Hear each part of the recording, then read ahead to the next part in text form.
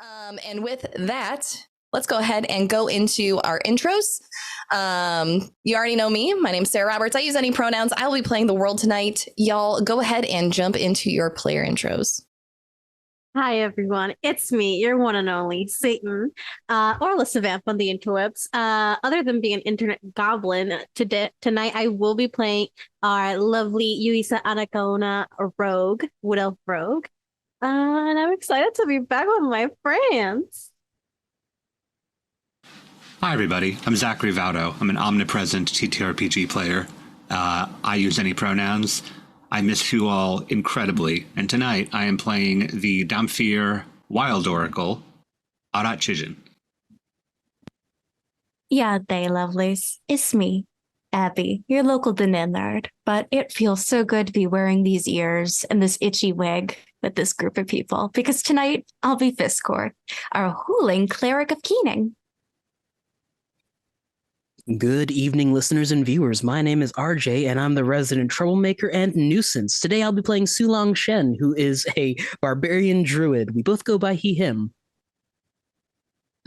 Awesome. And with that, let's go ahead and get into it. Now, it's been a few weeks, but to refresh everyone's memory, you all had a lovely time last session meeting the Sphinx and answering the riddles. And everyone did very, very well at the task at hand. You traveled through the maze, finding some trinkets, and one of you found a new caterpillar friend to keep as a pet, should you choose. You encountered a few new faces, as well as maybe overheard a little bit of interpersonal drama between some NPCs in town. You exited the maze and returned to the fair. Pip and her sister were putting on a rather raunchy comedy show with props as you all went about interacting with more of the exhibits on display. Ultimately, discovering that your party members had gotten sucked into what appeared to be an average dollhouse and turned into dolls. And one by one, you all found your way into the dollhouse.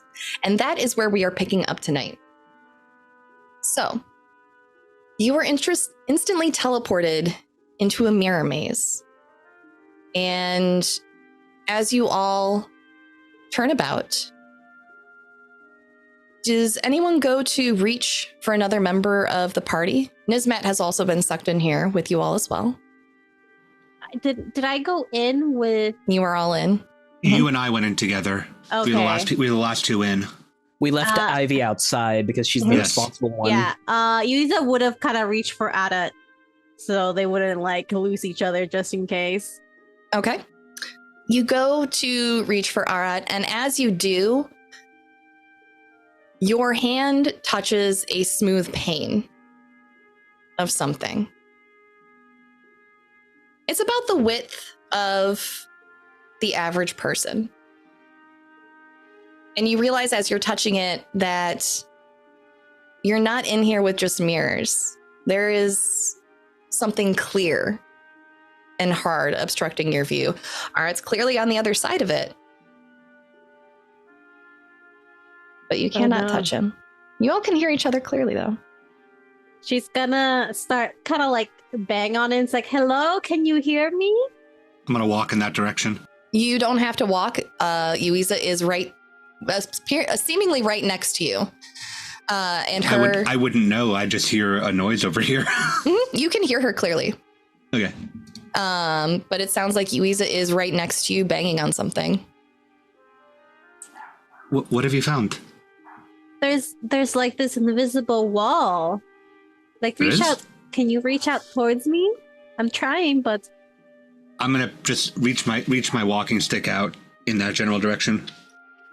Your walking stick comes into contact with something solid. Interesting. I'm gonna drag it to the side and see if there's any point where it drops. All right. Go ahead and roll me investigation. 11.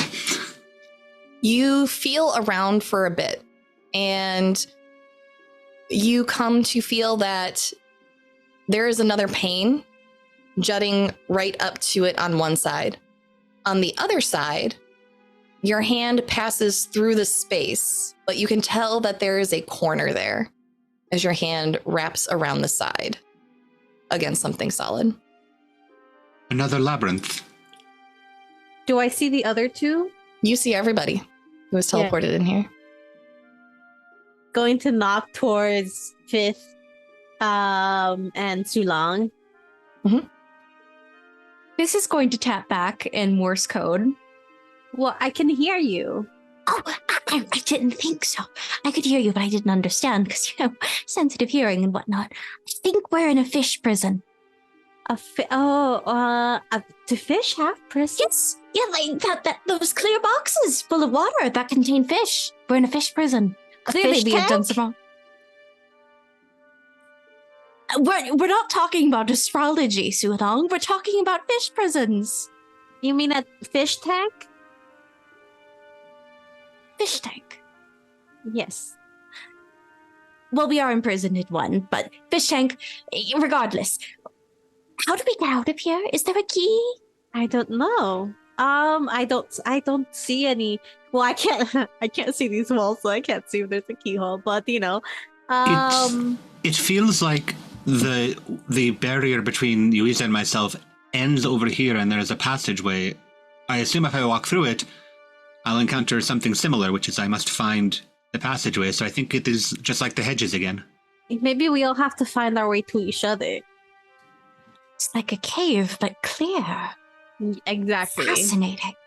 Well, I'm surprised I can hear you all. Everybody roll perception for me. I got that 20, 23. The blind guy got 24. I got a 21.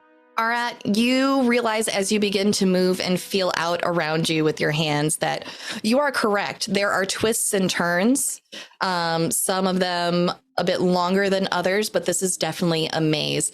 And Fisscourth and Sulong, as you begin moving yourselves around, Fisscourth, you're finding it a little bit difficult with your wings. You can't extend your wingspan as much as you would like, but you can move freely through here as well. But the two of you see as Nizmat, giggling at all of your reaction, just starts sliding in between what you assume are panes of this see-through and reflective material before coming smack into one of the mirrored walls. Are you okay? Yeah, no, it's fine.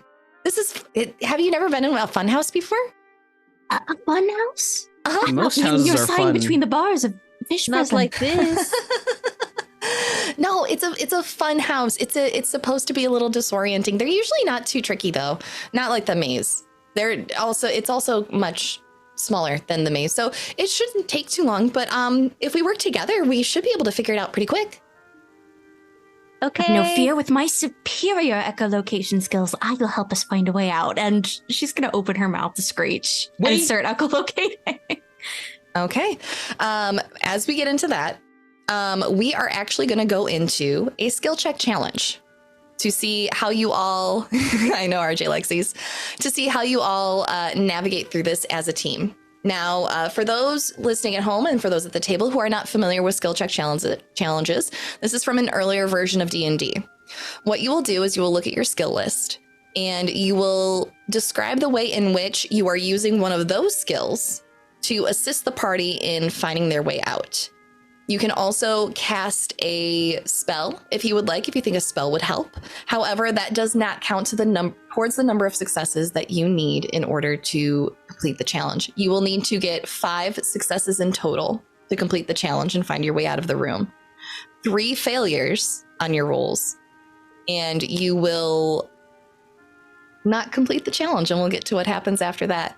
If you decide to cast a spell, it doesn't count towards the successes. However, it does give the person who rolls a skill check next advantage on their roll. But you have to describe how that spell is going to help them as well.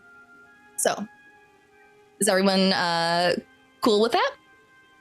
You're also missing the biggest rule, which no two people can use the same skill one right after the other. That's right. All right, so Fisscourth, we're just going to go around the screen in order that I see. We're going to start with Fisscourth, then go to Sulong, then Yuiza, and then Arat. And we'll just continue in that order rather than rolling initiative. Fisscourth, since you kicked us off, you were using your echolocation to try and find a way out?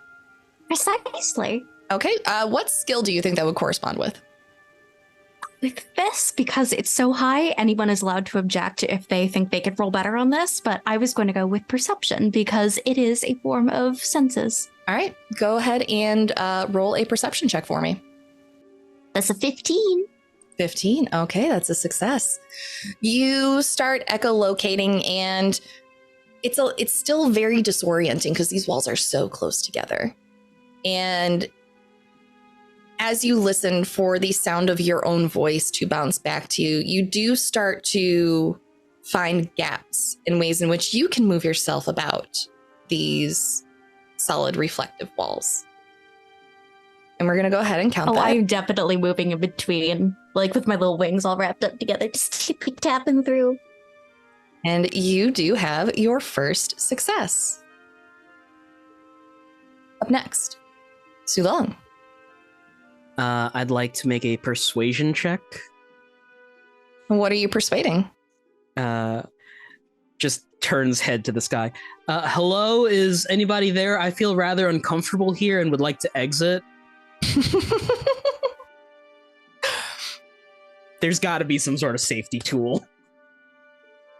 You would think that, wouldn't you? Oh, no. You can go ahead and roll. How does a 17 do me? Unfortunately, this is not 2023. There is no one there to hear you. However, you do realize as you look up and call about that these pains do eventually end. And you can kind of see where the openings may be near you, so you can begin moving through them. So I will go ahead and I will count that as a success. Yuiza. I don't think I can intimidate the walls. I think that's going to be a hard sell. Acrobatics. Do these walls like end on top, or do they go all the way to the roof? They go all the way to the top of the ceiling. Okay. Can I try to acrobatics? How would I? Are you willing to take suggestions? Yes, please. You could have Yuiza moving through the maze as quick as possible using acrobatics to not jam themselves into a wall. Bouncing off, just Matrix style. Whew, whew. Yeah, she's just bouncing off walls, trying to get to the entrances of the different areas of the maze. Okay, go ahead and roll your check. That was 17. That passes. Good job. Y'all are doing really good. That's 3 out of 5 to get yourselves out of here. You do this, and eventually you actually bump into Fisscourth, who has been echolocating. So there are now 2 of you together. I'm gonna hug Fisscourth so hard. Let's see inside your bones doing this. Do you realize that your bones are lovely? Oh, and it's so good to see you again. Oh my god, thank you. I've never had anyone compliment my bones. Up next, Arat.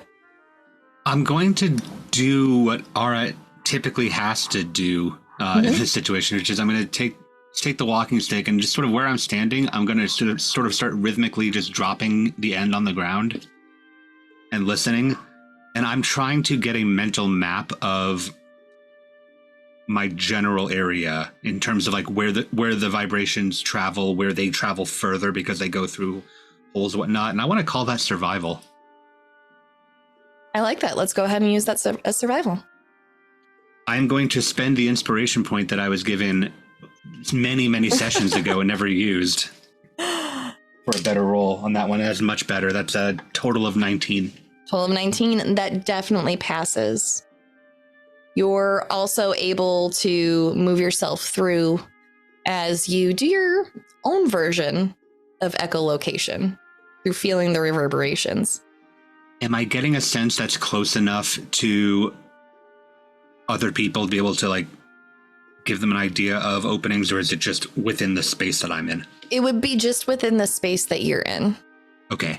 But we will I'll work with that. Yeah. But eventually you do bump nose to nose with Nizmat. Oh. I just put my hand out to feel whoever's face it is to get to figure out who this is. You get a full hand of Dragonborn Snoot. Ah, there you are. Hi. Y'all are really good at this. Are you sure you haven't been in one of these before? Well, I imagine the visual disorientation wouldn't quite apply to me. So I'm using... It's a bit easier for me, perhaps. Fisscourth is also very good at navigating using sound over sight. The other two are just doing well, I suppose. Well, it looks like Fisscourth and Yuiza have found each other. Either that or they're making an illusion that makes it look like they're holding hands. Either one is possible. Oh, come on, let's try this way. And Nizmat will help you begin navigating another route. Fisscourth, we're back to you. What skill will you lean on next? Oh, goodness gracious. Well, I can't just scream with someone who's rather delicate next to me. Mm-hmm. This may be the stretchiest stretch that ever stretched, but I'm going to insight this. What mad mind would have made a maze of mirrors? How would they have formed it? I had to reverse psychology, their creation, to get out of it. I think that would be more along the lines of an investigation check. That works. And I have a -1 to it, so it'll be even more fun to roll. Oh, no. Let's see how this goes. Okay, that's not horrible. That's a 14. Okay, that does pass. Wow, you guys are great at this. With your investigation check, you kind of get a feel for the pattern of the room and how you're meant to move through it. While not necessarily obvious to the eye, there is a different pattern here, and you get the sense that whoever made this patterned it so they could probably get through it easier just in case someone was lost. But eventually you use this pattern and you shout it out to the others, explaining it to them, and you all make it to the door that leads out of the room. High fives all around. I won. Sulong and Arat miss, and Arat hits Sulong in the face on accident. That was definitely Excellent. holding Fisscourth's little claw. They were holding claws. I think that's the first time I've ever run a skill check challenge with no one getting a fail. Yeah. Hey, nice. The dice gods agree. It's good to be back. Good job, everybody. We picked the skills that we had a bunch of pluses in, except for the final bit of a -1. Yeah. You've made it to the door. It's a rather unassuming wood door with just a simple handle, no lock. Can I investigate it? You can. 19. 19. It's a door with a simple handle and no lock.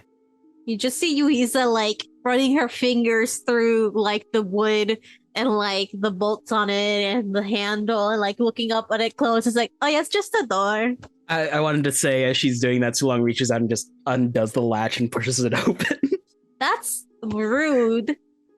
Thank you very much. She's gotta just fall through it. Go ahead and roll me a dex save. What'd That's you a roll? natural 1 for a 7. Uh-oh. Oh. You, I was looking for a 10. You were leaning on this door and Sulong reached around you at just the right moment when your weight was on it.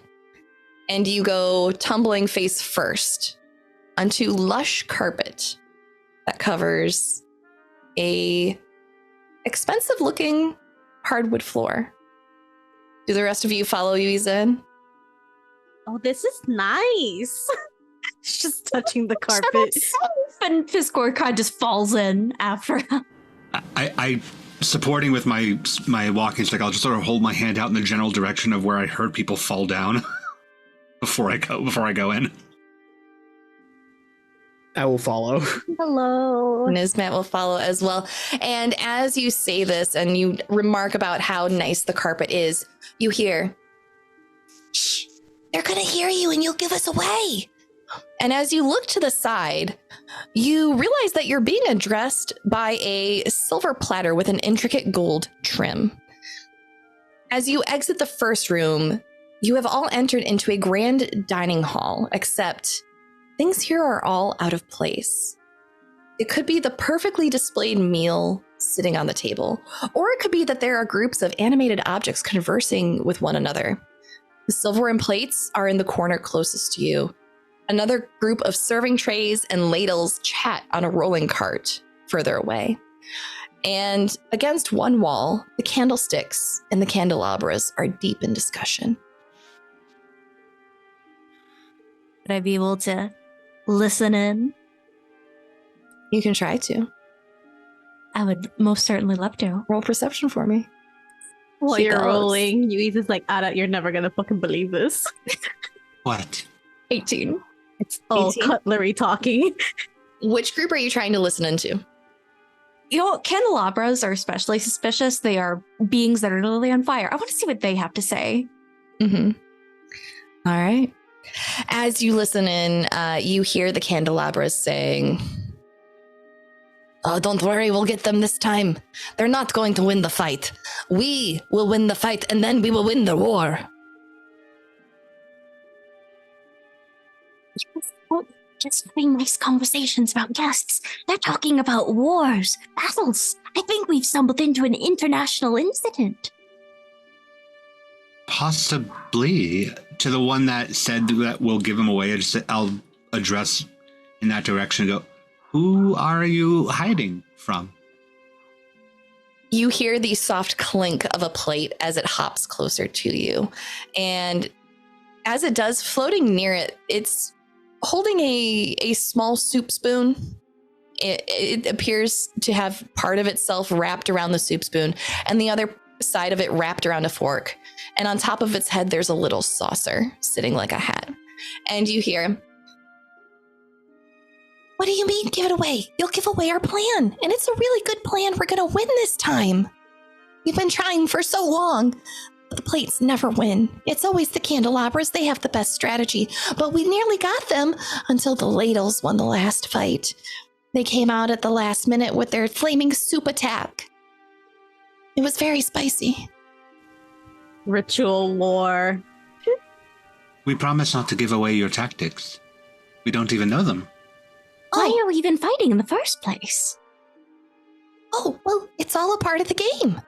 Another plate behind them pops up, and this one is dragging along a cheese grater with it. Whoever wins gets bragging rights, and then apparently that's a really good thing, and we would like to have them for once. That's important. Mm-hmm. They are. Ego is very important to nurture. I think this could be a tit-for-tat situation, as the saying goes. If we help you win, let's say we spy on the others, get you their strategies so you can plan around that, you could perhaps help us out of this, estate? We're lost. Very lost.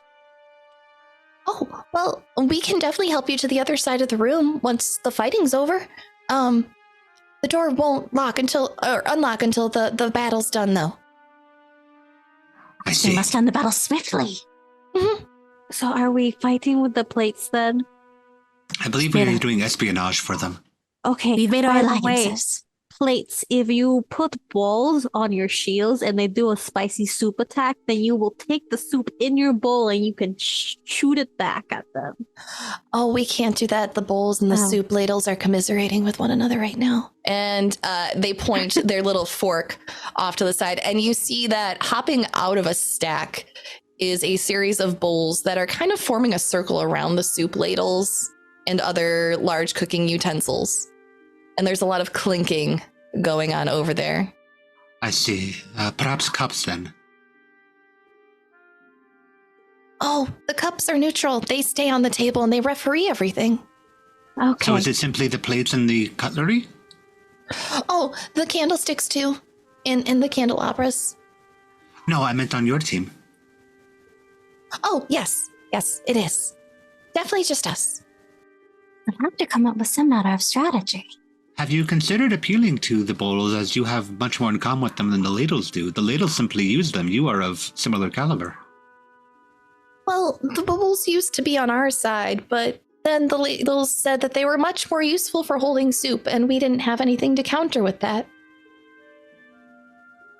As I said, the ladles are much more useful for holding soup, but that is all that they have in common. They simply use the bowls to put the soup in or take the soup out. They don't have any true similarity with them the way that a dish would. This is just like that manifesto I read. Really, the ladles are taking advantage of you, the holding class, and you must seize the means of holding from them. Don't let them have their soups. I say that you speak with the bowls, the teacups. Share your similarities of being the bearers, the plateletariats even. I think you two could have much in common.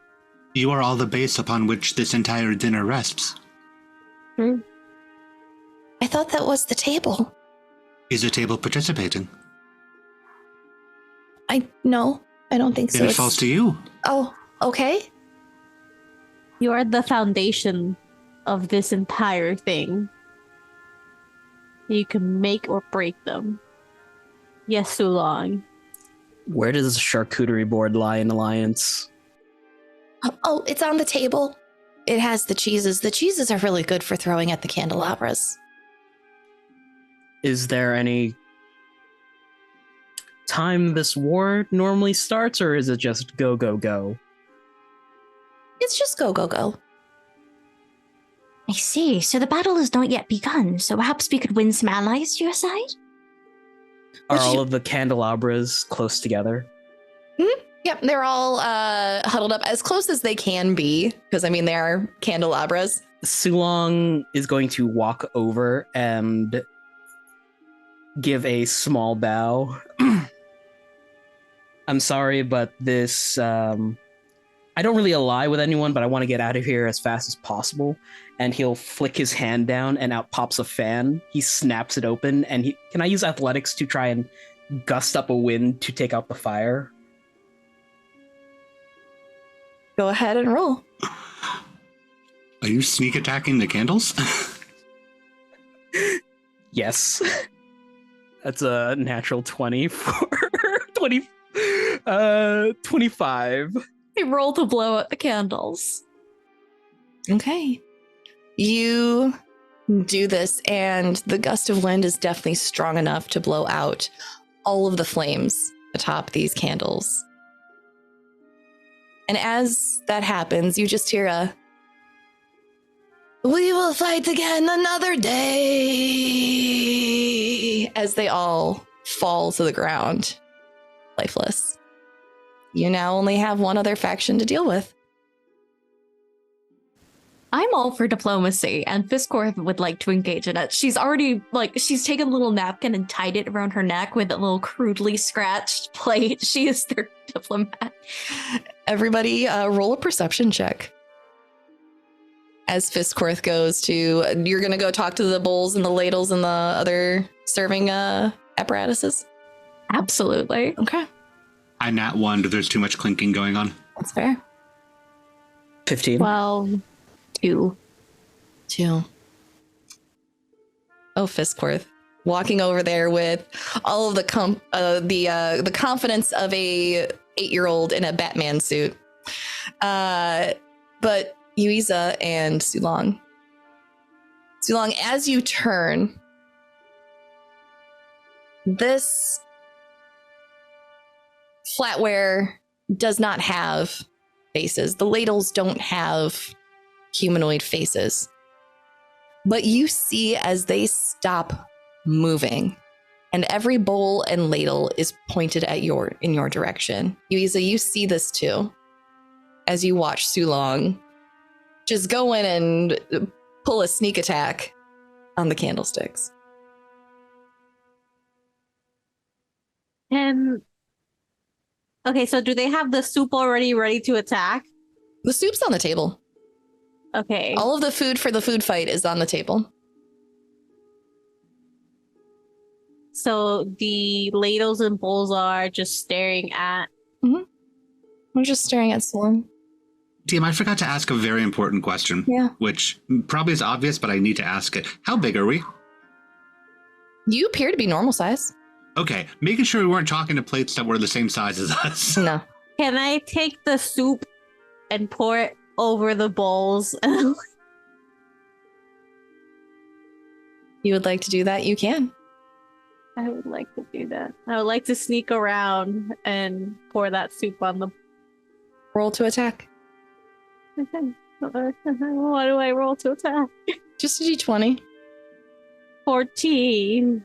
14. Roll me 1d6. 6. You do 6 points of soup damage to the ladles and the bowls. Get souped! And as you yell that, the plates with their cutlery and their little saucer hats yell, "Get souped!" And the food fight commences as food begins to get launched across the table.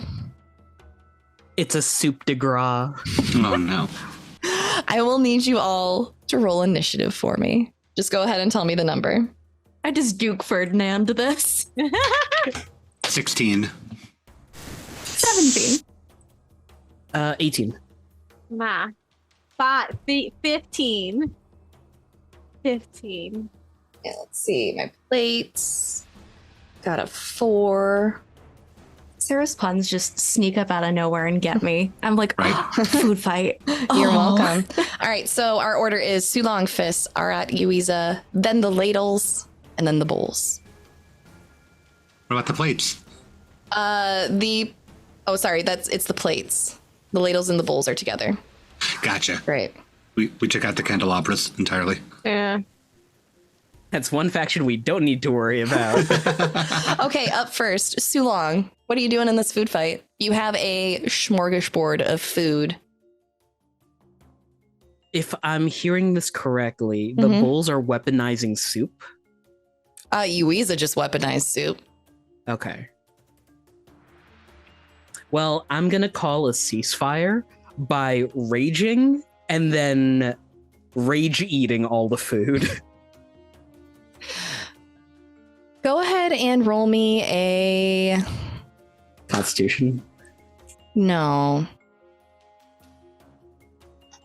Roll me Wisdom perception. Uh-oh. Is it Barbie plastic food? Oh my god. 18? 18. You go to rage. But the feeling does not wash over you. Of your rage. You okay there, buddy? Yeah, usually... I'm sorry, this never happens to me. Are you having performance issues? It's okay. I It think happens so. to everyone. I need to see my doctor after this. Yeah.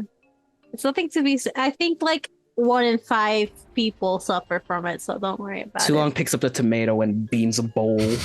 Roll to attack. Would this be an improvised weapon? Just roll a d20. D20. You will be rolling just d20s if you are throwing food, and they do a d6 of damage. Okay. That is a 13 to hit. That hits. Who are you lobbing this at? A bowl. A bowl? We've aligned ourselves with the cutlery, correct? With the With the plates and plates. cutlery. With the plates. Okay. 4 points of tomato damage. 4 points of tomato damage. Okay. You lob this at a bowl and you take it. Pew! Clear off the cart. Up next, Fisscourth. Oh, GM, Your Honor. Yeah. God. I'm a vampiric hooling. And I excel at one thing, and that is draining things. Yeah? I would like to drink the soup out of a bowl. I already souped people. Okay. I'm gonna disarm them by Soup is draining their gone. soup. Go ahead and roll me a d20 and we'll see if you can slurp soup. Absolutely. Roll to Your slurp. Honor. Roll to slurp. Roll for good soup. Roll for good soup. That's a 9. You go to slurp this soup, and unfortunately, animated objects are a bit tricky to deal with, as this bowl just flips right out of your hand and pops the soup back into your face. Instead, you will be taking 4 points of soup damage. Not 4 points of soup damage. Yes. My little face is all stained. What kind of soup is it? It's not soup, it's chowder. I got chunks. You got a face full of clam chowder. The horror. Up next, Arat. Arat has like his walking stick up, he's pulling cards, and then he just sort of stops. Sort of puts them all down, just sort of realizes the scale of everything. I'd like to use the action, use an object. Okay. I want to clear the table by just starting to put the bowls up, just stacking them. Go ahead and roll a d20 to see if you can corral these bowls into a stack. It's a 17. A 17. You do successfully corral 3 of the bowls. However, they are now just bouncing up and down between your hands. Mm-hmm. And you get the sense that if you let them go, they might attack. That's okay. I just hold them and then I just sort of flip them upside down onto the table so I can like keep them pressed against the table with one hand while they're stacked. Okay. Up next, Yuiza. I would like to see if I can just sweep them off the table. Okay. Roll the hit. It's a d20. That's a 5. That's unfortunate. The animated objects at the table, unfortunately, have already used their reaction on Fisscourth, but they just kind of giggle and laugh at you and dance back and forth. I'm being laughed at by ladles and bowls. You are. Up next is the ladle's turn. And since you did them the most damage to start out with, they are going to come after you, and they are going to try and fling mashed potatoes at you. I don't think a 2 will hit you. No, she like moves to catch the mashed potato in her mouth. You get a mouthful of some really nice mashed potatoes. Delicious. This is really good. Can you do gravy next? Yeah, we'll do gravy next. They're just dancing back and forth next to the mashed potatoes. Up next are the plates, and they are going to try and you said that they were the foundation of this, so they are going to try and slide an entire plate full of ham towards them in a dive bomb attack. So let's see if the plates are successful, and that is another 2. The ham goes wide and does not hit their intended target. Up next at the top of the round, Sulong. So is Nismat just sitting like against the wall watching us be ridiculous with the food fight? She is. She is laughing very hard at what you all are doing right now. Perfect. Sulong slides along the length of the table towards where the starches and grains are and picks up 2 baguettes and wields them like long swords. Okay. Who are you whacking with these baguettes? I'm gonna fence some ladles. Fence some ladles. Okay, go ahead and roll the hit. 17. 17, that does hit. Roll me a d6.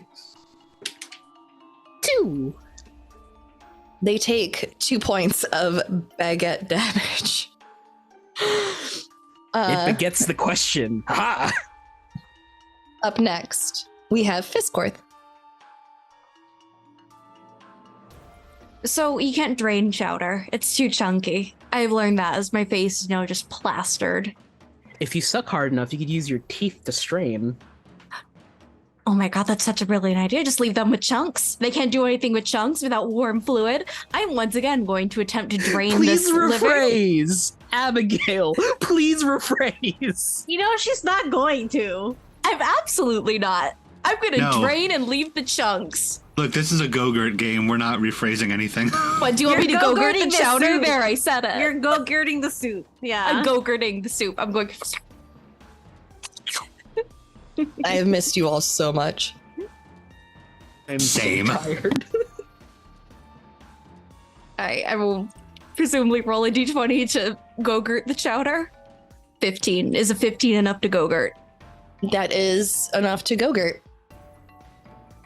In a very Dracula-esque way, I'm just gonna like loom over one of the soup bowls as it like charges, grab it by its little edges and just bring it up and make the most horrendous, ill-mannered slurp known to man and just drain it. You do this, and the rest of you just hear this little soup bowl "Ah!" as it screams and is only left with the chunks. Up next, Arat. I'm just gonna keep being a bully and Okay. stacking the bowls. I'll reach over and like just take the one that once Fisscourth is done and just like shake out the chunks and put it stack and just keep that going. All right, for this one, those bowls are trying to get away from you. I'm gonna need a dexterity check from you to see if you can Okay. continue holding on to these. We'll use the roll I just did. Then that's an 18 total. Okay. You are able to quickly 1, 2, and get it onto the stack and hold them down. They don't get away from you. Okay, so instead of that, yeah. So then, yeah, just more bowls. Fantastic. Just stacking bowls. Yuiza, what do you do next? I'm going to try and grab one of those long like ham, like double like tongue like ham forks, but take it out of the ham that went wide, and I'm gonna start fighting some ladles. Okay. Go ahead and roll that attack. 16. All right. 16 definitely hits. Roll me that d6 of damage. 3. Just gonna like poke at the ladles like between the little tongs and just stab it into the table so they're like trapped by the fork. Yeah, you do this, and the plates are cheering you on. You are all absolutely decimating the ladles and the soup bowls. Up next is the ladles' turn. There's not many of them left. They're going to try valiantly. And they are not going to hit you with another mashed potato, this time topped with gravy attack. Oh, awesome. Thank you. You get a nice little meal out of this. This is so delicious. We should have more food fights. Up next are the plates, and one of them is actually going to get spun on the table by another, and it is going to go rolling through the green bean tray, picking up green beans on it as it goes, and launch itself at the ladles. Let's see. And they are also rolling low, so their attack does not hit. It goes wide past the serving cart where all of these utensils are, and it pops itself into a plant on the far wall. It's just sitting in a ficus now. Up next, that puts us back at the top of the round. Sulong. Sulong's going to duck underneath a bunch of ladles and roll over to that potted plant to grab that plate. Just turns, "Are you ready for redemption, soldier?" I want blood! He's gonna throw the plate at the ladles. Okay, are you throwing this frisbee style? Yeah. All right, with your best Xena warrior princess. Please roll that d20.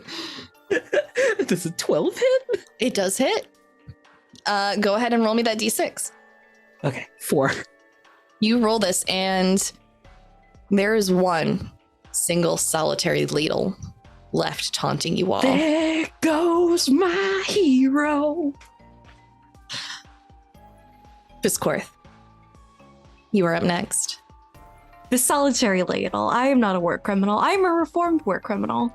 I'm just going to eye it down, the chowder still dripping from my face, and say, in an attempt to intimidate it into surrendering, "My friend, Your fate will be a merciful one if you just surrender. And I point with one little claw at my face, still dripping with seasons and spices. Roll me intimidation. Can do. That's a 3. You try to intimidate this soup ladle, and it just bounces back and forth at you. Never surrender! Never give up! And it is not backing down. Up next, Arat. How many bowls are left? There are no bowls left. There is just one ladle taunting you all. One ladle? Okay. Yeah. My action is going to be to scoop these bowls up and just put them in the cabinet, but hearing all of that go down, bonus action, I just sort of flick my wrist, and I need the ladle to make a strength saving throw. Are you casting magic?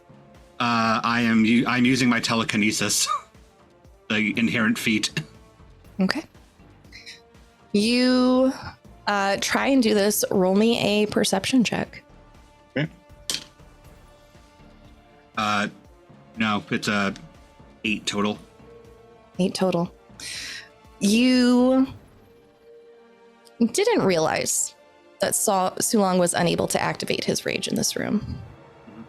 And as you go to activate your telekinesis, you feel no response. Do it again. Still no response. Do it again. No response. And then I use my action to lean forward and just physically do it to the ladle to just knock it off the table. I just imagine you're just shaking your hand out, and then all of a sudden it's just a whack. Yeah, I'm just like...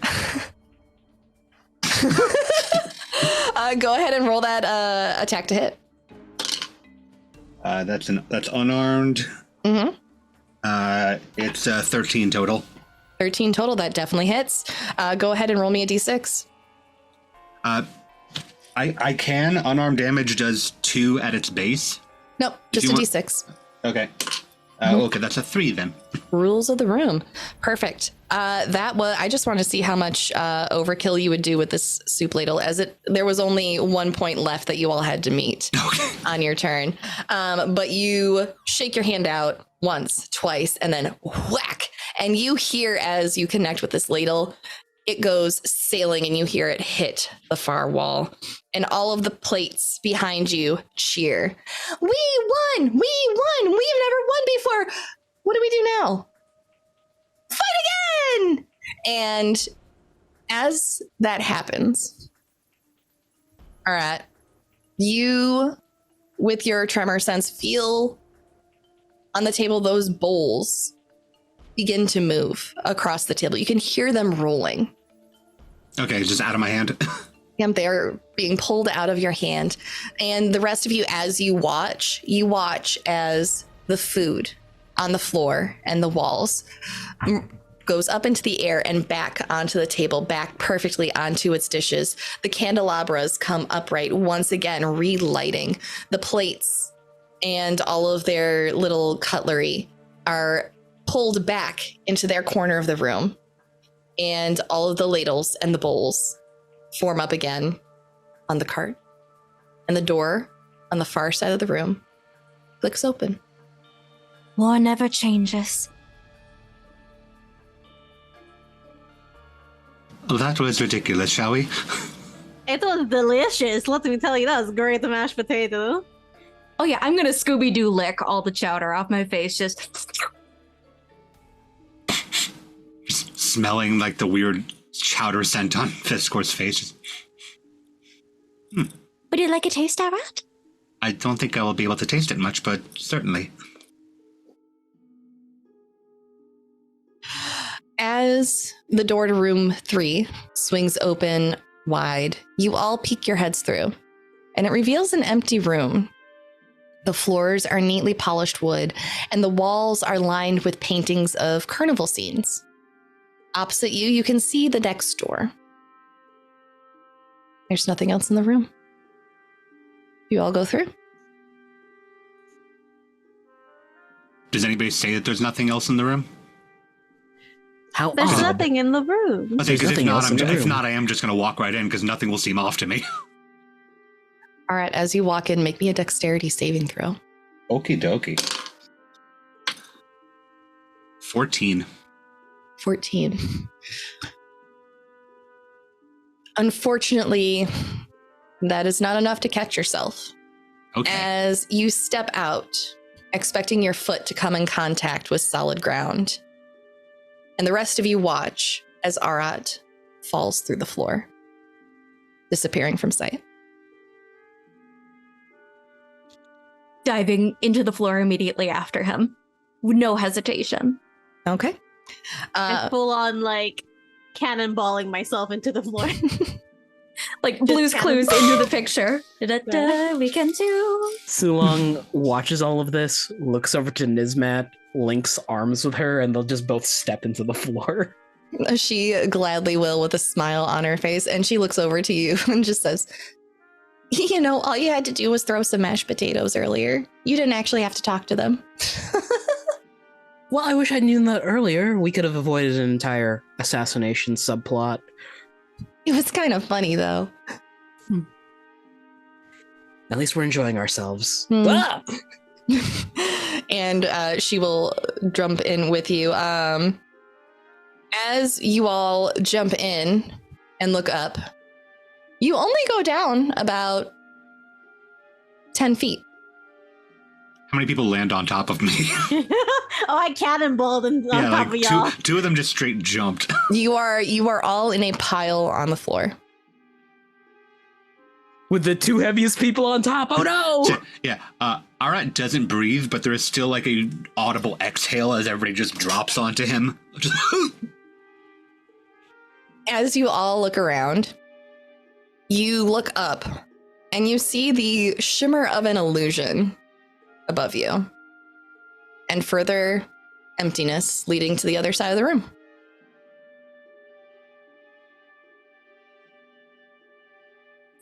It looks safe. I'm gonna trepidatiously approach that and just give it a light little poke.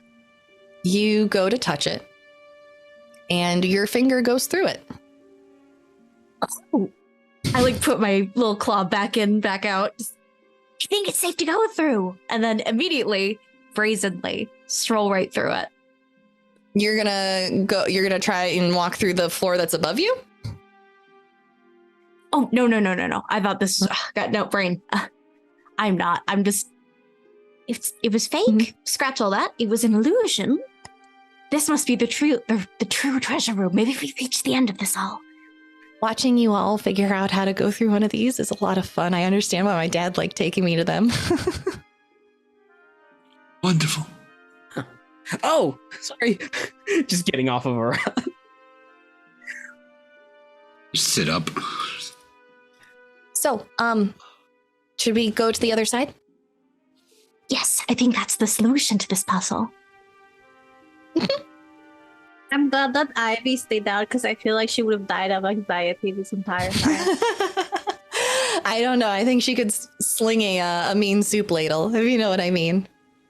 Nizmat, out of curiosity, just between the room full of invisible walls, a food fight, and now a trick floor, this is less puzzle and more prank fun time, yes? Yeah, no, it's all in good fun. It's just silly things, like throwing food because you're never allowed to throw it at home, a fun little maze. Floors that aren't floors. Just making sure I know what to expect. The unexpected. Wonderful. Mm-hmm. Sulong's gonna put a hand against the wall and try to activate his grippers. Okay. Your grippers activate as normal. And you feel yourself getting a little angry all of a sudden. Oh no. All right, as you go to reach out your hand, you feel your telekinesis that you tried to activate in the other room suddenly flare up. Who's in front of me? Oh no. How about we roll for it? Yeah, can you make a strength saving throw? Whoever's in front of me, make a strength saving throw of... We'll say Sulong is 1, Fisscourth is 2, Yuiza is 3, Nizmat is 4. Go ahead and roll me a d4. Okay. Oh no. Nizmat, please make a strength saving throw of 15.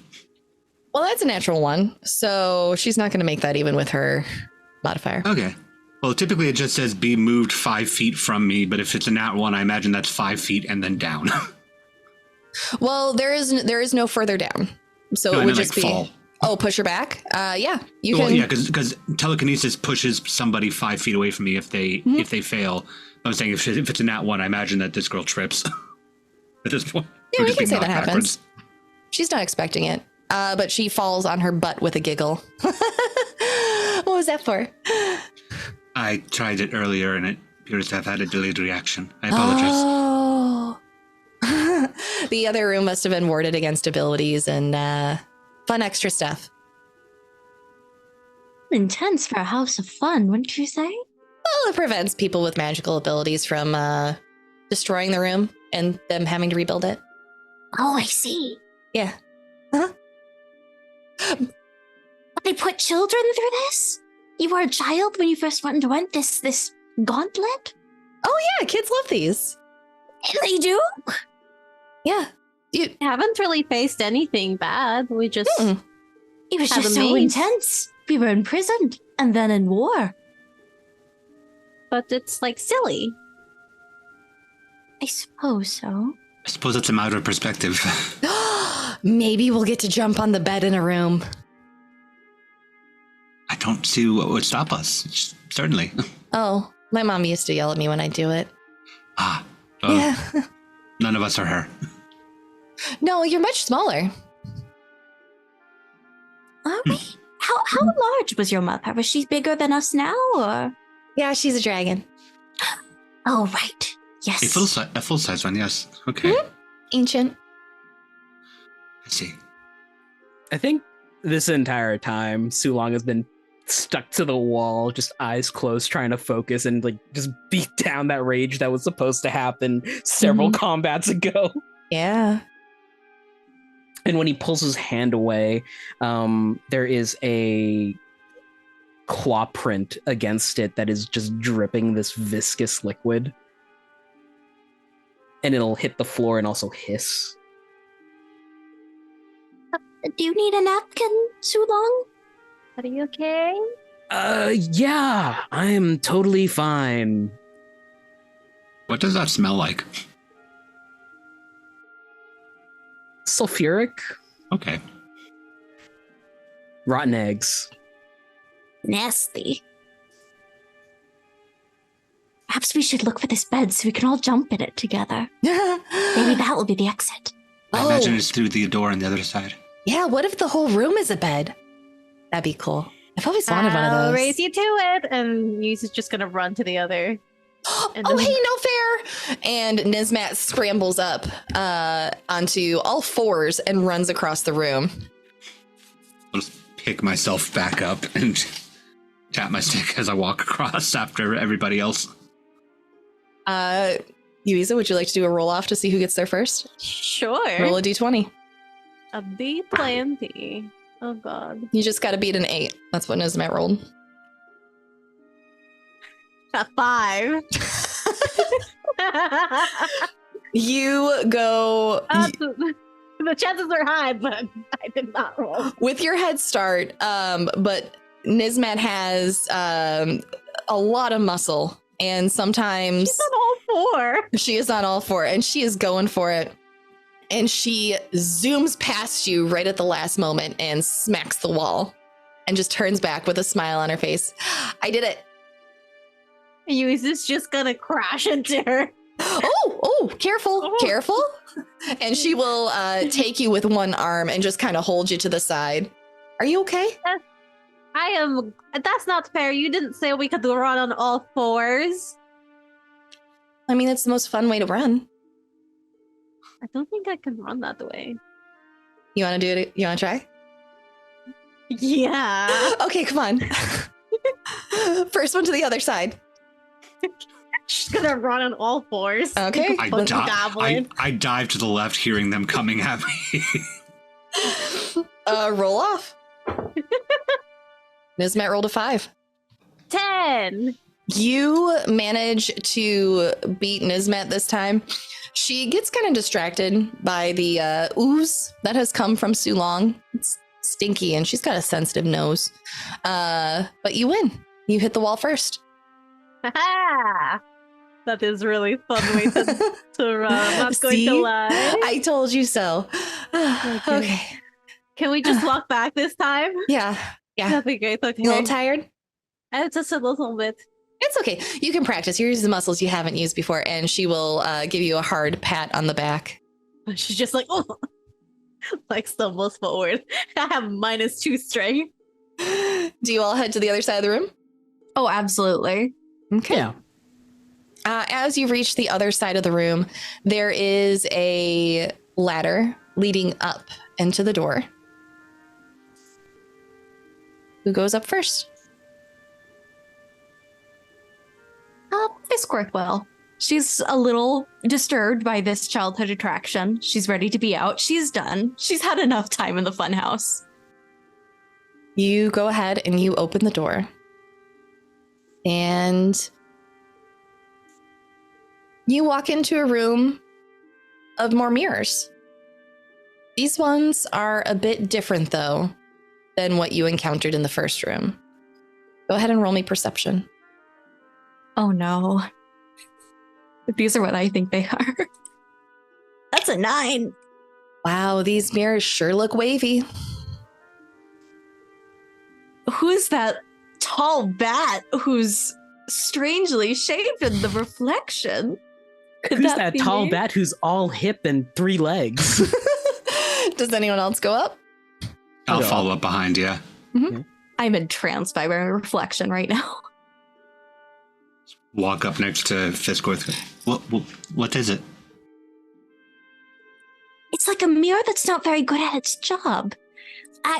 It shows me, but what actually is the effect on this strange wavy glass? You're standing, there's many of these mirrors, and they're all bent a little differently. The one that you are standing in front of right now it's making your head seem very, very tiny, and your middle seem very, very large, and then you have little itty bitty feet at the bottom. I describe this all to Arat, and my mind goes to the plushie that we won early. Well, Arat won for me. I'm built like that. Actually, it's a plushie device. It turns you into them. Oh, I will see if I can draw this later, or ask Yuiza too. She's better at that than I. Interesting. I don't have much experience with mirrors. I don't know why it would be warping like this. I'll ask this match. She seems to know. Hello. Yuiza, you poke your head up, and Nizmat's already in front of one of the mirrors, and she is doing like squats in front of it. Oh, these are fun. These are the little. I've heard of this, like fun mirrors or whatever. What makes them fun, and why are they? What happens if I go into this one? I'll shift from them repeatedly. It just makes you look silly. You go to the next one, and your head where your eyes are is very, very wide. And then the rest of your body is just down to like a pencil thin, and then your feet at the bottom are You're an huge. eye. Yeah, you are shaped like a capital I. My ears look even larger here. Is this part of the fun, Nismat? Are we having fun? I am. Have you seen how I look in mine? And as she turns to touch it, she fails her wisdom save, and you watch as the image corresponding in the mirror switches with her actual image, and Nismat standing in front of you now has a tiny head with shoulders that are very wide, a middle section that is very tiny, and legs that are huge and far too long. Oh, whoops. I didn't, well, this is fun. Try touching it again. Has to be an off button. She'll touch it again. She fails her wisdom save. Nothing changes. You still are very beautiful. You might be stuck like that forever. Did something happen? Oh yeah, Nismet now in real life looks like she has like a really tiny head, like white shoulders, a tiny waist, and really big feet. Oh, the mirror. Oh, yeah. The mirror changes you. Here, you can touch me. Here. And she will go to you, Arat, and take both your hands and put them on her head, which is much higher up than you remember it being. And she will let you feel the way her proportions have changed. Yeah, just like I'm letting my hands be guided because at this point I don't even know like what to touch, what's where. So it's like Nisbat doesn't know what's where either. It's fine. Sulong walks over, just goes, "Hey guys, you shouldn't touch the mirrors. They kind of change you." And he's squatter, about half Yuiza's height, and like mostly shoulder tiny head. Reach down, reach down and just feel this tiny Sulong. So, as I'm having a very hard time processing visual. You and me both. Oh, I wonder if I touch another one if I'll change again. And Nismat's gonna run to another mirror. She's gonna go to the one that you touched, Sulong. And she succeeds on her wisdom saving throw, so she suddenly pops back to normal and turns around with a pout on her face. You're the best shape. You're U-shaped now. Right, but that's not nearly as funny, and she will touch it again. And that's a natural one, so that's definitely a fail. Sulong walks up next to Fisscourth, actually in a U shape. This is getting kind of ridiculous. Is that even comfortable? Like, No. can you Where are feel your it? organs positioned? I feel How does fine. your spine work? Wouldn't be the first time my guts have been rearranged. What? I got mauled once. Oh,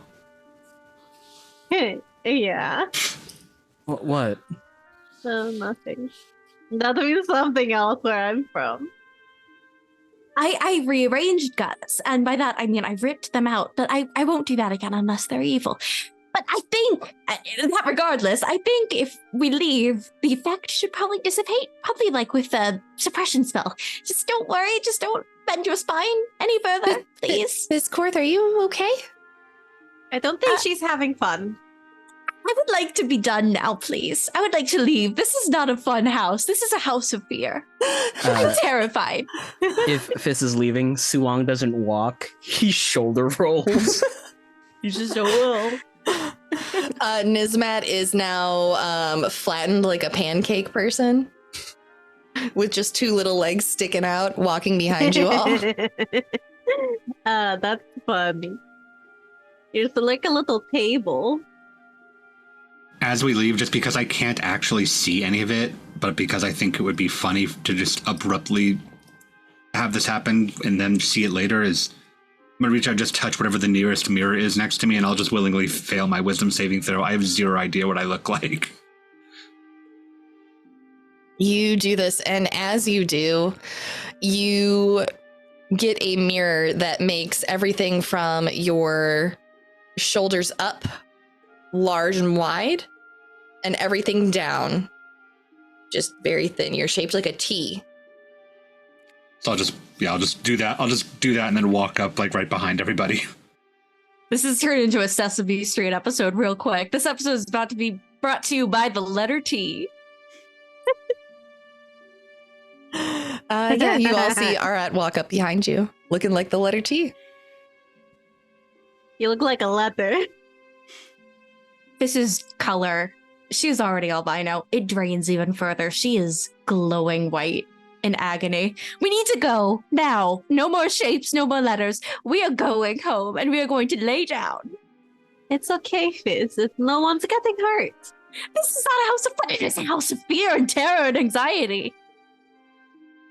Oh, very well. I'll reach out and touch another mirror. What's your wisdom save? 25. Yeah. You make the save DC, and you revert back to normal. Is that better? I thought it'd be funny. As you all exit through the door at the end of the hallway, Sulong and Nizmat pop back into their normal forms as they cross the threshold, unscathed. And you all enter into a large room, larger than the others that you've been in, with large stained glass windows depicting more carnival scenes and even some members of the carnival. In one of them, you recognize the drow person who was pointed out to you on stage with Iggy, named Theo. At the far end is a stained glass window depicting a large red door with the word exit in the glass across the door. However, across the room, about midway, sitting amongst boxes that are stacked about, you see true love, frozen and unmoving. And that is where we are going to go to break. So don't go nowhere unless it's to grab a drink, grab a friend, or go to the Hype Goblin or go to hypegoblin.com to get the schedule for this and the other shows on the channel. And we will be back shortly. Everybody wave. Bye. I'm gonna say true love. You've all walked into another room. Windows lining either side. And halfway across the room, frozen, unmoving, is true love, the little pink kobold barbarian friend that you all made not too long ago. What do?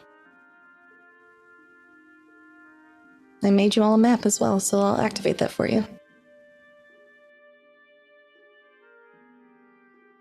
True love. Is she here? You call out, Yeah. and there is no response. Standing there. Hello? Oh, game's paused. He's just gonna take a few steps forward.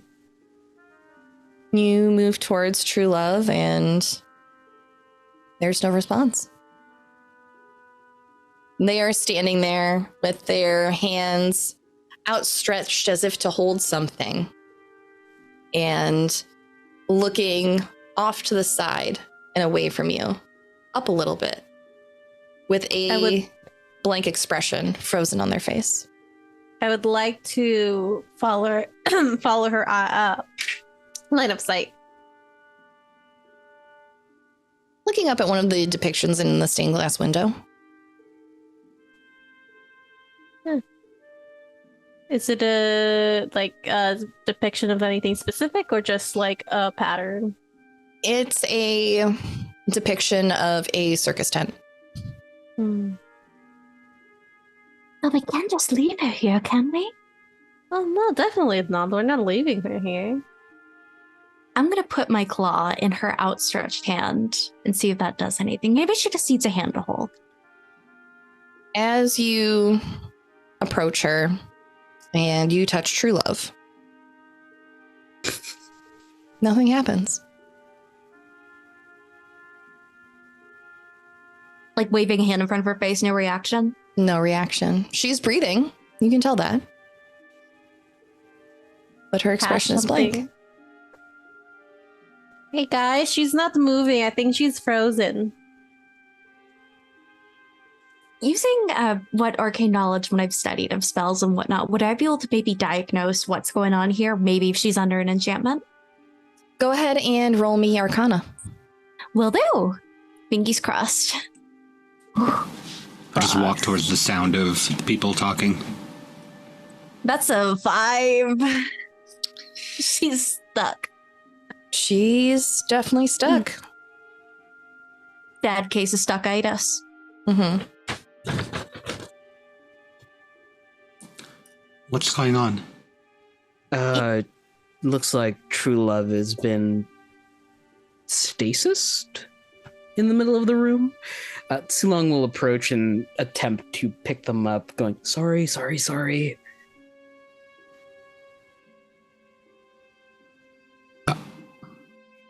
Are they touching anything that might have frozen them? Got to one of the windows with their arms stretched out. Like they were reaching for something, yeah. Am I able to move, true love? Go ahead and make a strength check.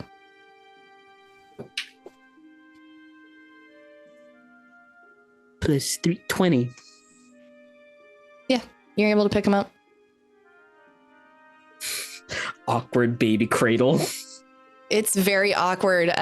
Although you are able to pick up true love, their body does not move. They are just mannequin posing.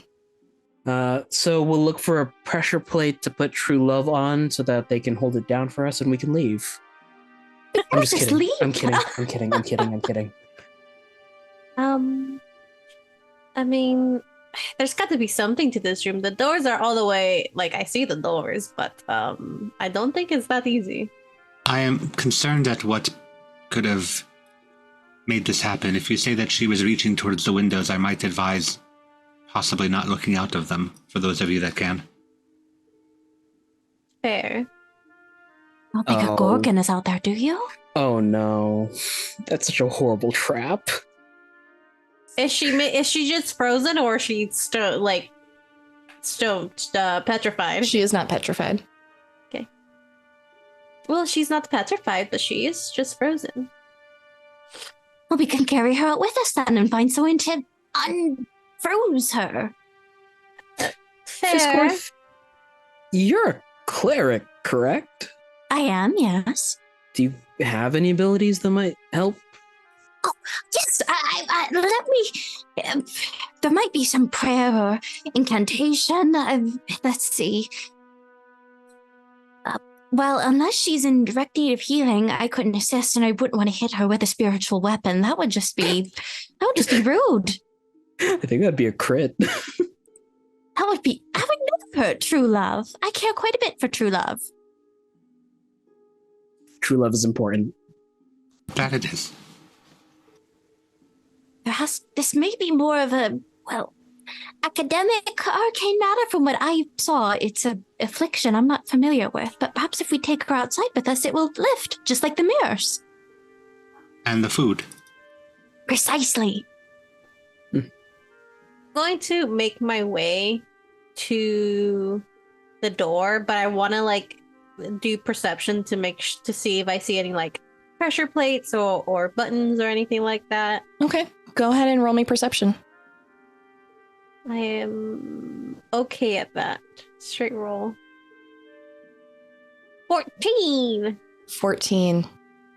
You don't see any pressure plates or any triggers or traps of any kind as you move across the floor. However, as you move further in, I will need you to make me a wisdom saving throw. Oh.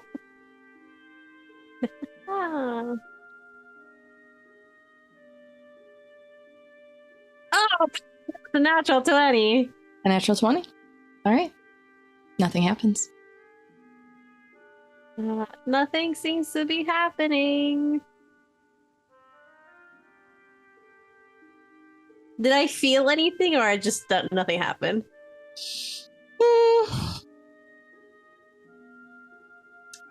I'm going to say you maybe had a slight headache for a moment. Yeah. But then it passed. It's just a twinge behind your eye. Is everything quite all right, Yuiza? Yeah, nothing's happening. I'll just head right over then. I think I have too much coffee. My eye's twitching. Okay. As you follow Yuiza further into the room, are you looking about for anything in particular? Not really. Yuiza said it was fine. I'm going to trust her.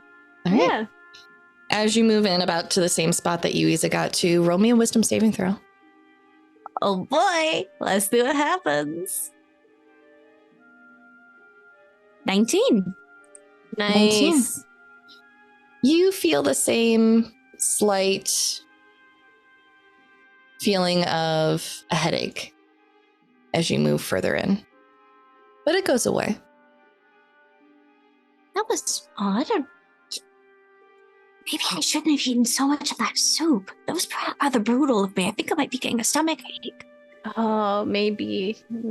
Especially if you haven't had something like that in a while, it could, impact your tummy. Nothing nearly so rich. Oh, that's Everyone true. roll me a perception check. I was about to ask. 16. 16? 19. 19? 14. 16 as well. Okay. For those who rolled a 15 or above, as Fisscourth is recounting feeling this headache and that it may be the strange food that she ingested, you all swear you hear a slight giggle and the patter of small feet. We are not alone in here. What do you mean? Is there more soup? I couldn't handle any more. I don't know. Something is running. It might be someone else who's stuck in here. Keep an eye out.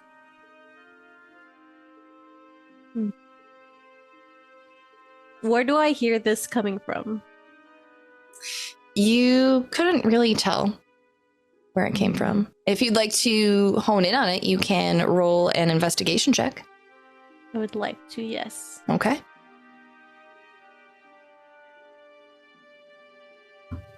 14. 14. It sounded like it was heading away from you. I think it's heading towards you guys.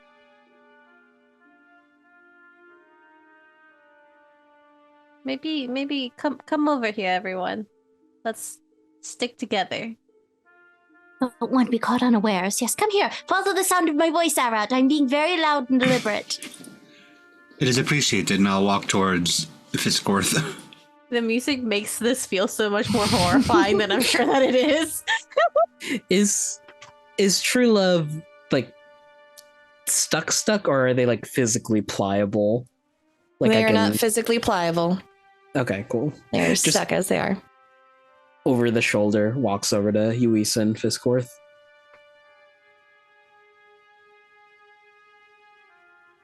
Didn't hear anything, but did you hear something? I heard a giggle at some point. Yeah, I heard steps with it, but they were going your way. Strange.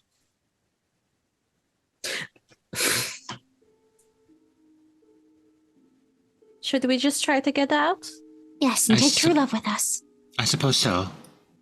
Okay, I'm going to. Can I investigate this door? Go for it.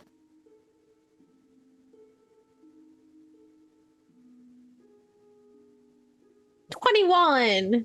21. It's just a door. It's just a stained glass window. There's no door? It's a window that looks like a door. I'm going to reach for it because nothing is happening. Okay. You reach out your hand, and it comes to into contact with leaded glass, brightly colored. I'm With sunlight going to shining through. Going to open the door. Are you going to break the window? door. There is no handle. Oh God. I'll do it. Okay. I'll let Yuiza figure this out.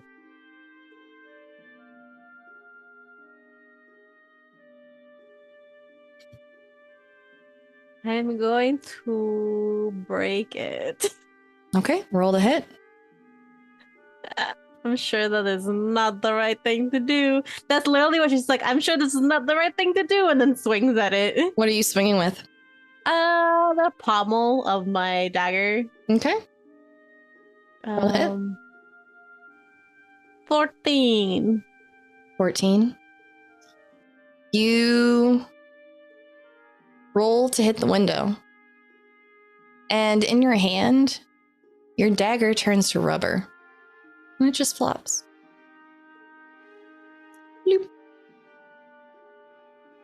Don't worry, it happens to all of us at some I point. think I'm having performance issues, guys. Yuiza turns around and you all see that she's holding what appears to be a rubber toy dagger. Hearing the wobbling sounds. What on earth? she's going to give the dagger to Arat and be like, look, it's like, I don't know, like rubber. Everybody roll me a perception check again.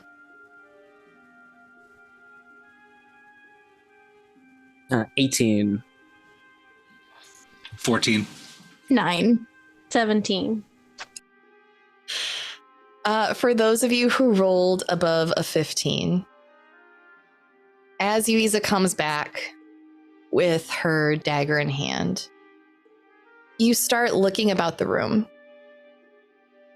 And you spy, sitting amongst the boxes, a little felt hand popping out of one. If that hand ain't felt, it's soon gonna be. I'm gonna walk over to it and touch it. You're gonna go grab it? What's this?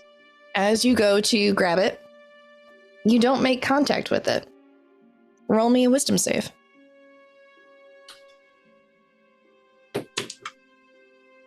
9. 9.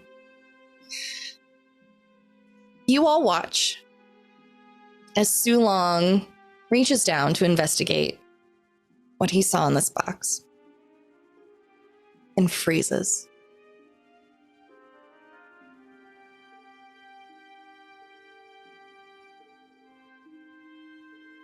Happened again. Sulong and Fisscourth will rush over immediately to see if he's underfallen the same affliction as our dear true love. As you approach the box where Sulong is, roll me another wisdom save. Uh-oh. Let's see how this goes for me. 18. Oh. You feel the same ping of a headache that quickly dissipates. And you go over and you check Sulong. And he is unmoving. Still, I'm assuming holding true love in one hand. I don't think you set her down. Just, true love on the shoulder. Yeah, 2 barbarians in a stack, frozen, unmoving. True love's a what now? And that is where we will shift our focus, Sulong. Uh-oh. You go to reach for this box, and in an instant, your vision blurs and then comes back into focus. And you are standing in the same room. You think it's the same room, but it's dark. There's moonlight shining through the windows. And you hear the small whimpering of a kobold off in the corner, behind a pile of boxes. Sulong raises 2 fingers that are pressed against each other and blows on the top of them, and a fire appears as he uses Produce Flame. Okay. True love? Hello? Is someone out there? Hello? It's me, Sulong. Shh, keep your voice down, they'll come back. Who's gonna come back? The monsters. He'll walk over to True Love and take a knee next to them. True Love is behind a pile of boxes, not too far from where you were. He will offer an arm to her to just carry her comfortingly. She is plastered between these boxes, hiding, curled up as small as she can be, her little head poking up to see you. You should really be quiet. They're going to come back. Did they hurt you? Well, they tried to, but they got really, really big teeth. And I've never seen a dragon like them. is very, very, very big, and it had smoke and had fire coming off of it, and it was very, very stinky, and I did not like it.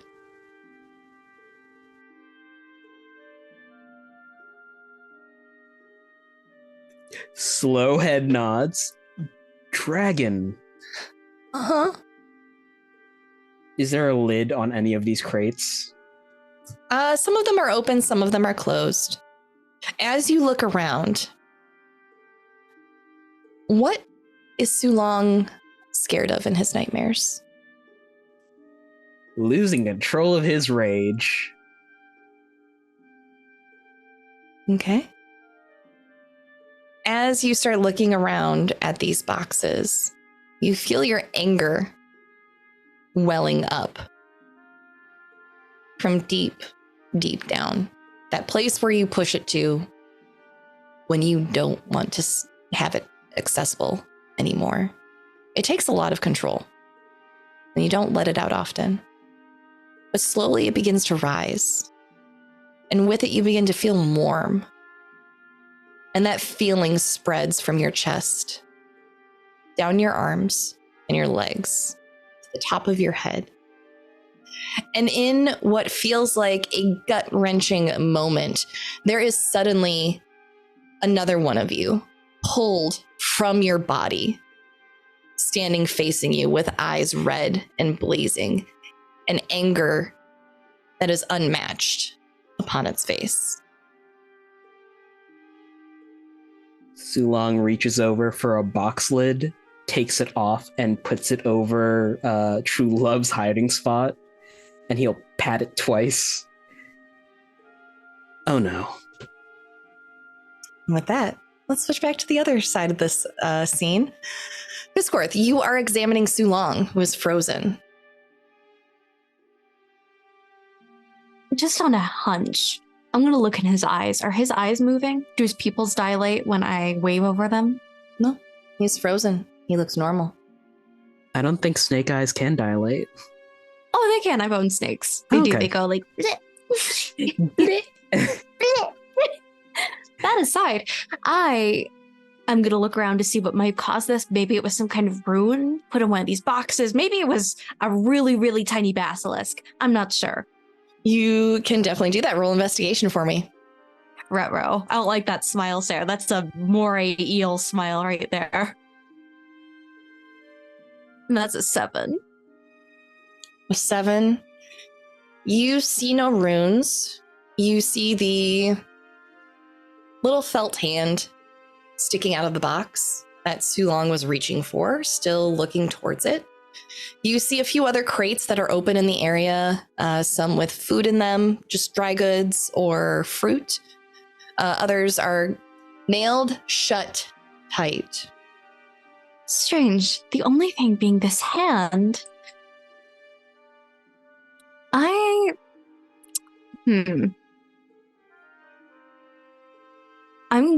Before I approach this thing, I'm going to cast Sanctuary. Okay. I just, grab my amulet, make a little prayer, and then reach out to touch this felt hand. Okay. You go to reach out. It's a soft purple felt. It doesn't have 5 fingers. It has like Muppet hands where they have like 2 fingers and a thumb. Oddly proportioned. Soft to the touch. If I yank on it, is there a whole little critter? Or is it just an arm? As you go to pull it out, you see a tiny doll attached to this arm. It wears a simple tunic fastened with a robe, looking a bit homespun. There are soft felt shoes on its feet. Its purple face is circular with 2 little felt ears off to the side and a shock of purplish, reddish fur on top of its head. And its mouth flops open and 2 little felt teeth are stuck in the top of its mouth. Well, you've got fangs just like mine. Hello, little friend. Do you know anything about what happened to my friends here? I'm questioning this doll. It's the only thing I know. It does not respond. Does it have like a puppet OC that I could like put my my hand into? You roll an investigation check on this. You all see You could have just said Fisscourth. whole. You all see Fisscourth pick up this soft felt doll. That's a 17. It does not have a place to put your little claw for a puppet. Remind me again what Sanctuary does. Oh boy. So what Sanctuary does is that I ward a creature within range, in this case myself, against attack until the spell ends. Any creature who targets the warded creature with an attack or spell must first make a wisdom saving throw. On a failed save, it has to choose a new target or lose the attack or spell. Okay. But it doesn't protect me from area effects, such as the explosion of a fireball. Does it protect you from Okay, so it protects you from spell attacks as well. Yeah, just not area of effect things. And What's if the I wisdom? attack, it ends. What's the wisdom save? The wisdom save is, let me see, 13.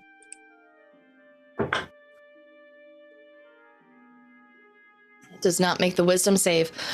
Someone roll me 1d3 on the VTT if you don't mind. Arat is 1, Yuiza is 2, Nismat is 3. Uh-oh. 3. Nismat. Oh no. Okay.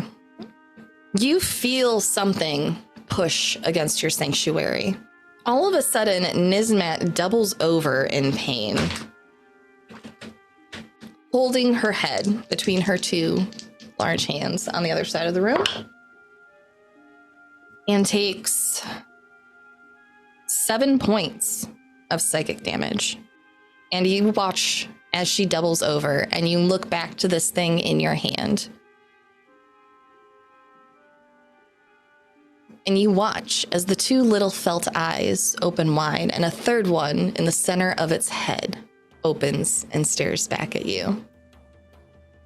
Let's go check on Sulong, shall we?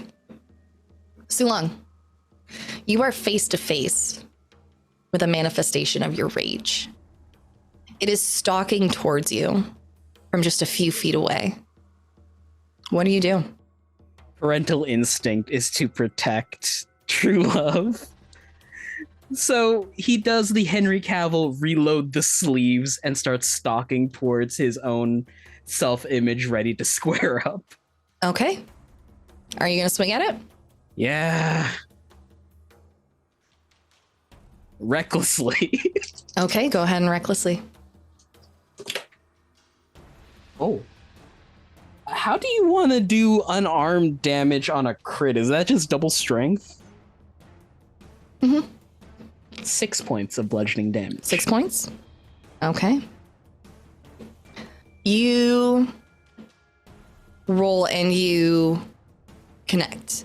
And you feel a connection of what seems to be just a slightly corporeal form.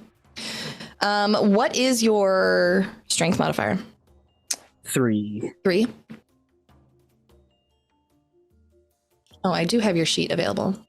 Yes. As you go to connect, it takes the hit. And then it reckless attacks back. Does a 21 hit you? No, too high. Okay. Unarmed strikes are just your strength It- modifier, right? Just your strength modifier, Okay. unless you have like Tavern Brawler or a Monk. Do you have any of that? Nope. Cool. You will also take 6 points of damage. Ow! As it appears to have exerted less energy than you did and gotten the same result. Oh no. And as it connects with you, roll a perception check. +3, 19. 19. As it connects its fist with you, you swear that it grows just slightly larger. What do you do next? I'm not a smart man.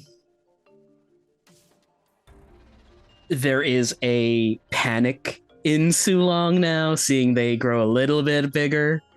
He's gonna take another swing. Okay. Go ahead and make another swing. This might just turn into a slobber knocker, as it were. That is a 20 to hit, which hits my AC for 3 points of damage. 3 points of damage. Okay. Does a 16 hit you? It does not. You watch as this creature comes to hit you again, but it misses you and it smashes into the boxes next to you, sending splinters flying. You hear True Love going, "We should probably run," popping their head out of the box behind you and reaching to pull at your shirt to turn tail and run. You should go and try and find the others. Who? The others? It's just us. I haven't seen anyone in a really, really long time. And with that, as she comes out and begins talking to you, you hear the roar of something in the distance. Oh. And the wind around you begins to pick up.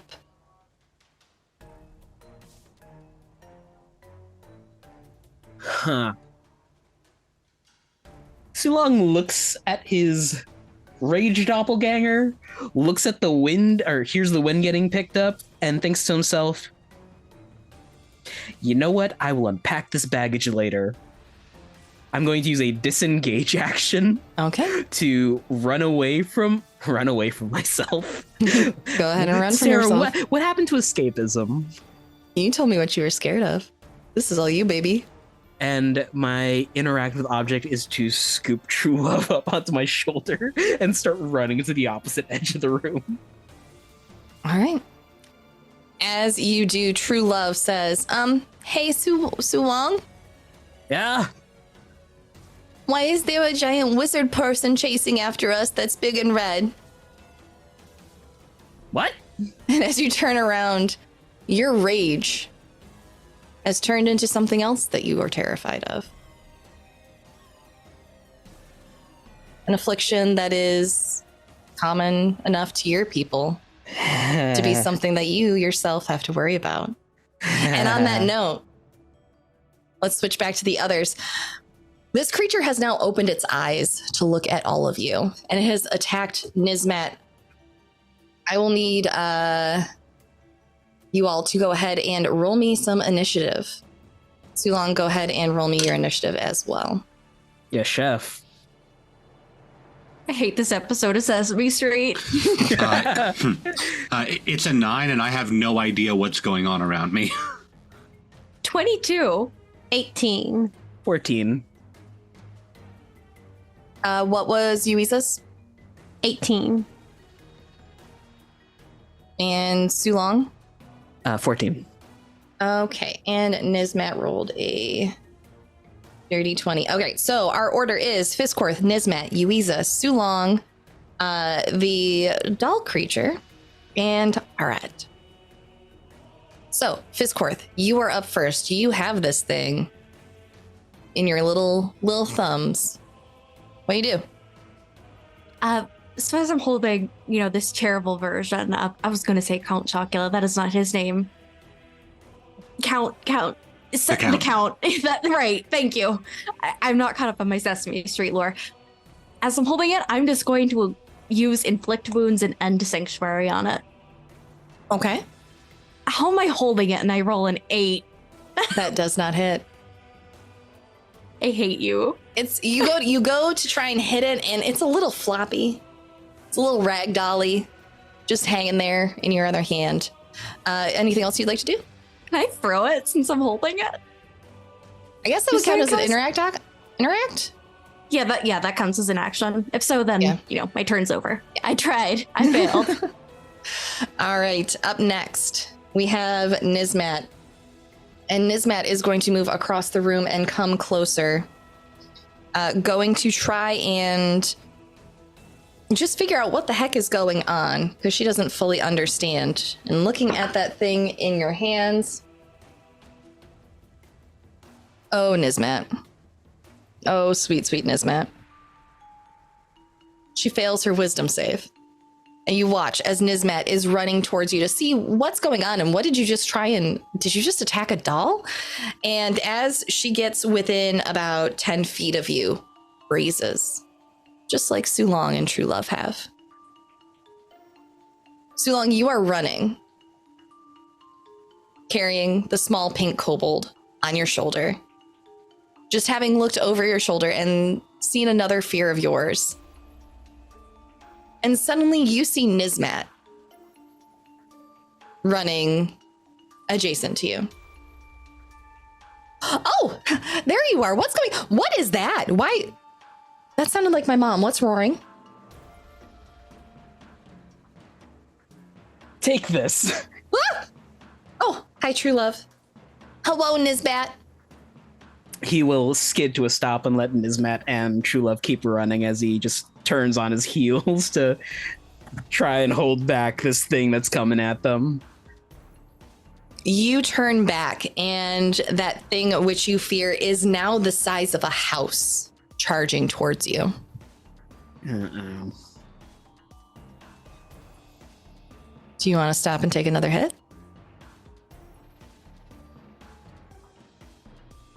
Sulong is afraid of what's in front of him, but he's more afraid of his friends getting hurt. Okay. So yes, he will take the hit. Okay. It's going to try and hit you. Does a 13 hit you? Nope. Okay. Just puts up a block in front of him. Claws lash out at you, and boxes entirely go flying as this creature makes its attack. Up next, Yuiza. Yuiza will make her way over to Fisscourth. Mm-hmm. And be like, what are we doing? What's going on?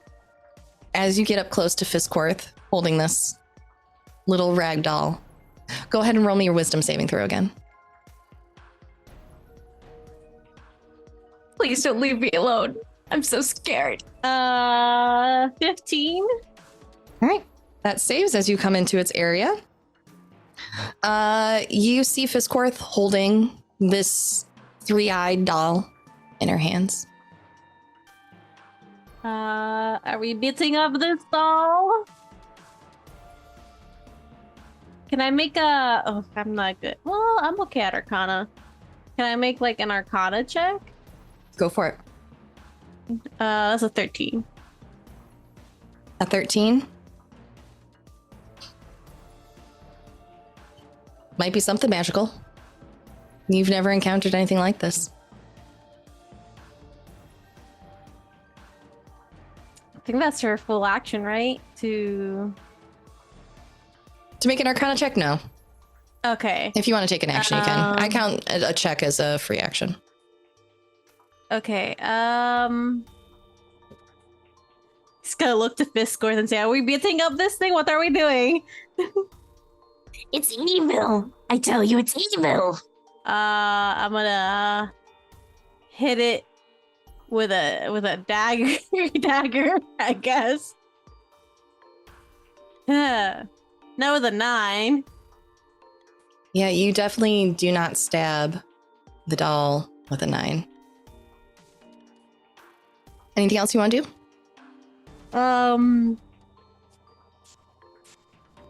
No, I don't know. I'm just gonna stick with Fist. Okay. She seems worried. Okay. Up next. Oh, I hate the little picture of this thing. Up next. I love it, but I hate it. Up next, Sulong. You are running. Your nightmare creature just landed a hit on you. Well, near you.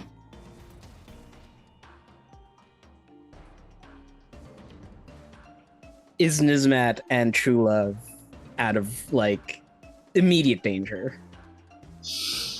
As you turn to look at them, they are not that far away. It is almost as if all of their running is getting them nowhere, as often does in a nightmare. Can I summon my rage? Go for it. I rage. Okay.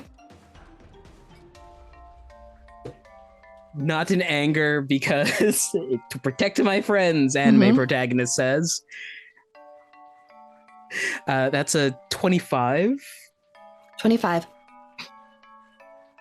When you're confronting your rage with this new determination, you get the sense that although you fear this thing which is bearing down on you, there are far more greater things in the world, and you use that as your momentum, and you make contact with this creature. What does it look like as this creature shrinks down slightly as you make this hit? So it's essentially Sulong runs up to it, jumps up and just haymakers it across the face. It begins to shrink, and Sulong is chanting to himself, "I am not my rage does not control me," over and over again. All right. Got any damage on that? Oh, well, it was an athletics check to flip it, so... Give me a, just roll me a d6, because it's going to make contact with something. 6. 6, okay. All right. You make contact with this, and as it crashes down next to you, the weight of it, the floor splinters, and you watch as it becomes a little bit more small. Not quite in the same way as it grew quickly, but it is shrinking. There's progress. Up next, Muppet is going to look at you, Yuiza. I don't like that. Does a 17 hit you? Yeah. Okay, then you are going to be taking... Ooh, it rolled double ones. So you are only going to be taking 4 psychic damage as it lashes out with its psychic burst at you. That will be... Don't like that. That will be its turn. Up next, Arat. Art is standing back from everybody else and just been hearing all of this happen, talking about fighting a puppet, swinging a puppet, people in pain. I still have the Wild Oracle card effect active that gives me a sense on like a hot to cold scale of things, intentions towards us. I'm assuming this thing is operating at like a pretty warm to hot level. Oh, it has every intention of sticking y'all in a nightmare and kicking your butts. So I just kind of go, no, and I'm going to activate Mage Hand. And I'm just going to grab this thing by the head and lift it up to about head height with us and just dangle it there as I walk over to it. And just go, no. Okay. Roll. We'll have to do a grapple check then with the Mage Hand. Stairs using grapple rules. Yay! That is an 18. Okay. And I have to, it's contested with athletics, right? I think so. Athletics or acrobatics, the grapple ease choice. Okay. What did you roll? 18. Yeah, you got it. So you have grappled it. Yeah, so just... And this thing can, the Mage Hand can move 30 feet in my turn, so I'm literally just up, and I'm just like up and down, just sort of bouncing this thing in the air as I walk up and go, what on earth is going on? As I say to Yuiza and Fisscourth. I don't know. What the is doll this? keeps like, I don't know, freezing people or like people around it freeze. And it made my brain hurt. It sees into your worst dreams. It's got 3 eyes. Up next, Fisscourth. All right, so this little critter is floating in the air, being held up by Arat's mage hand. I hate how this thing looks. It makes me very upset. You know what? They say you can't get blood from a stone, but I'm going to see if you can get blood from a Muppet. I'm going to bite attack this thing. So I rip its little head off. Okay, go ahead and make a bite attack. Will do. Bite. Does the 13 hit? A 13 does hit. Yes. Now to bite. Okay. That's 6 damage. And just imagine Fist with this doll in her mouth like a rabid dog. Oh, absolutely. I'm not letting go of it with Mage Hand, just to let you know that, with all the shaking. You bite into this creature. You said it was 6 points? Yes. Okay. All right, it will only take 3 points of that. And as you bite in, you taste fabric. There is no blood that comes from this creature. Oh, it's stuck in my teeth. Anything else? That'll be my turn. All right. Up next, we have Nizmat, who is in the dream state with you. And as she's running, she suddenly stops and looks around. And since you're paying attention to where her location is, I'm going to say that you see this too, Zulong. You watch as from her, lush grass springs out across the floor. There are trees that you have never seen before growing up around you, mushrooms the size of a house. You see creatures brightly colored floating through the air, and suddenly all of it begins to decay as her nightmare joins with yours. And she's going to turn on her heels and scream to you. What do we do? There's something. How did we get in the Feywild? Why is it like this? Your guess is as good as mine. And she will turn and she will attempt to attack what you are fighting. With true love. With true love. She will set true love down.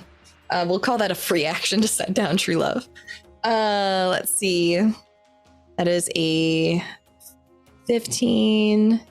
Let's see. So that is a dirty 20. And the creature you are fighting takes 1d12 plus 3. So that's a 14.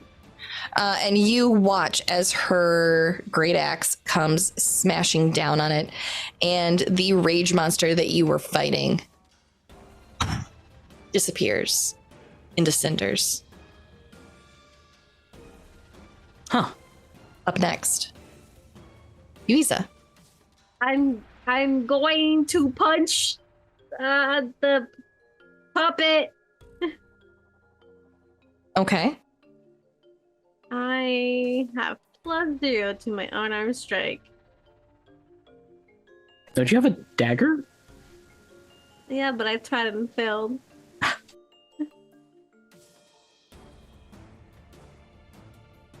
12. That does not hit. Useful, I promise. She's gonna swing, and because it's still being held up by the hand, and just kind of fall through with it. Mm-hmm. Anything else you'd like to try? Yeah. So I'll do an offhand attack. Okay. Should just be a d20. A natural 20. A natural 20. Okay, go ahead and give me the crit damage on that offhand attack. 13. 13. This works out perfectly narratively, because Sulong was about to come back anyways. You slice through this. Fisscourth has it by the head in her mouth. You lash out after, and you miss. You swipe again with your other blade, and you make contact, and you cleave the head off this creature as the head remains in Fisscourth's mouth. And all of a sudden, around you, those who are frozen lurch forward as Sulong, Nizmat, and True Love are all released. True Love's still up on Sulong's shoulder. Probably like because of the momentum in Sulong's dream state, his body was returning back to moving forward. So he crashes into the boxes, just holding True Love to his chest, like, Where'd the Ingui Yu go? I think Nismet got him. Oh. You guys okay? Oh, hi, Yuiza. To what? What? Oh, sorry. I killed that terrible creature for the help of good companions here. You returned to us. You were frozen. Terrible fate. What happened to you, dear? I was frozen? I was wanting a lot. I did. Does that not count as my cardio? So you guys are all frozen. Do you, Nismat, Sulong? It's not his dream cardio counts, but we've ended the beast that put you in a dream. Oh. It was a puppet. Really? Little doll. Just the head is dangling from the mage hand in the air. Yes. Oh. That's not fun at all. I was holding that earlier. I thought it was cute. It did not feel the same, apparently. Oh. Well, that's weird. What were you guys doing? Were you all okay? No, not really. There was a big wagon, and it was made of smoke and fire, and it was really, really stinky. And then I hid, but I could hear it floating around and flying everywhere and roaring. And then Sulong came, and he stuck me in a box and put the lid on. And then there was another Sulong that turned into a giant wizard person. Like really, really a giant big. wizard? Like really, really big. You didn't know wizards could get built, as they might say. Lizard. Yeah, that one. Oh, Giant lizard person. Okay. that sounds terrifying. You were very brave to go through all that. Yeah. And Sulong, you're nothing short of a hero. You too, Nismat. Nismat, you have done this many times before. Is this part of the experience? It doesn't sound fun. Nismat is looking around very uncomfortable and turns to you and no, this is that should not, nothing like that should have happened in one of these. That's not good. Should we take this little doll thing out and give it to the people at the fair? I suppose so. Evidence. I'll just float the mage hand over to me, and I'm not gonna touch it. It's just gonna hang here. Okay. Just gonna put the body on top of the head on the hand. You can definitely do that. No part left behind, no nightmare left behind. So, I guess we should leave. I don't know how to get out. There was like a big window and I tried to break it, but my other dagger turned to rubber. Well, let's check it now. Perhaps the creature was using some foul hex upon it. Is your dagger still rubber? Is my dagger still rubber?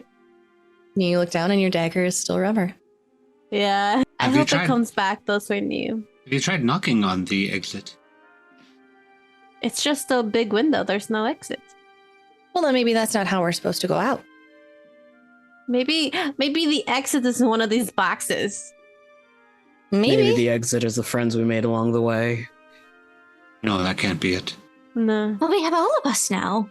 Let's give it one more try. Just one more. Let's look in the boxes. Maybe one of them. Everyone roll me investigation. Sulong's gonna get up off the floor and set True Love down. 15. 15? 12. 12, okay. 11. 7. I love intelligence-based rolls. For those who rolled under a 15, you all begin searching around the room. And you find just common, ordinary items that would be stored in this place. Fruits, some of them real, some of them made of wax. Some of them have googly eyes stuck on them. You're not quite sure why. Arat, with your roll above a 15. Mm-hmm.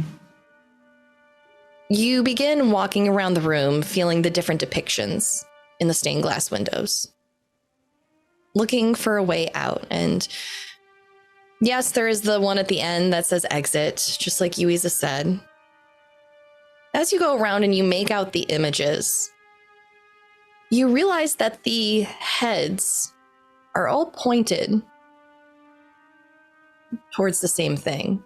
The eyes within them seem to be specifically focusing the gaze of the image on one spot.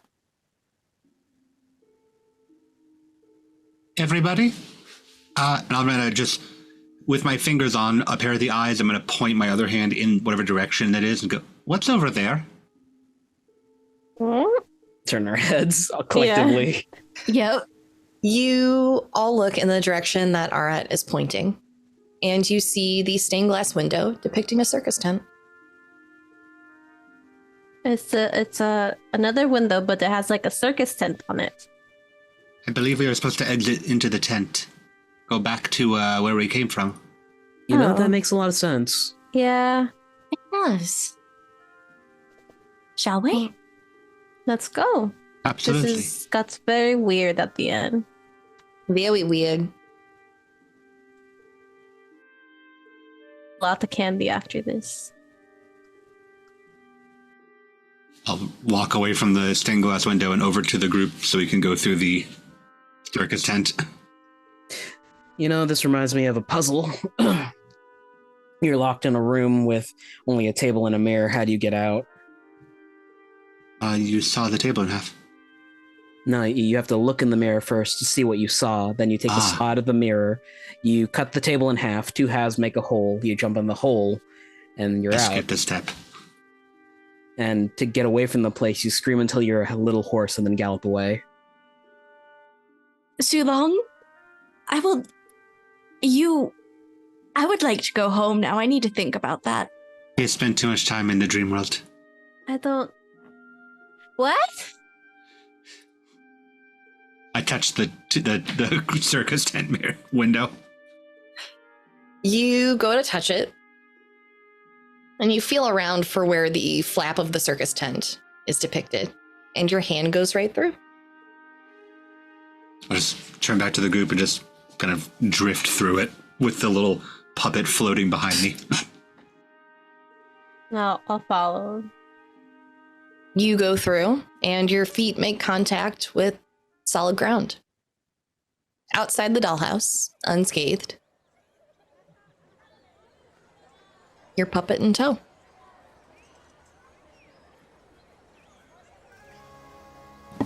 As I wait for the group, I'm just going to look around and just go and point at the dollhouse and go, who's in charge of this thing? Oh, you made it out. You made it out. Oh, thank goodness. You were in there for a while. I was getting worried. Hello? Oh, you made it out. Okay. Whew. Why? Was it? We all made it out. It was a bit weird at the end. I think I fought a manifestation of my inner demons. Oh. I had soup thrown in my face. Hot soup. Which honestly I think is worse No, than you mine. kind of drank that one, actually. They threw it then afterwards. Oh. But the last part was the weird part. This weird doll, like, froze people into, like, nightmares. Oh. Well, that's definitely not good. Yes, I was wondering who was in charge of this particular attraction. Oh gosh, let me see if she remembers who was there. Oh, Ivy, bless your heart. She furrows her brow, and I don't remember. I know there was someone here earlier, but I don't remember who it was. There's so many new faces here. We could maybe ask the event organizer or someone else in power of authority. That would do, yes. Okay. In the meantime, you should put some sort of warning on this. That was not safe for children. That was no fun house. That was a fear farm. Maybe cover it with a blanket. Oh, She didn't have a good time. I think it's good that you didn't go in, Ivy. I think it's good that you stayed out. okay. Well, oh, here, I won this for you while you were in there because I was nervous, and then I got hungry, and then there was games, so I got food, and then I played a game, and then I got more food because I was still nervous and still hungry. I recommend the funnel cake, by the way, but here.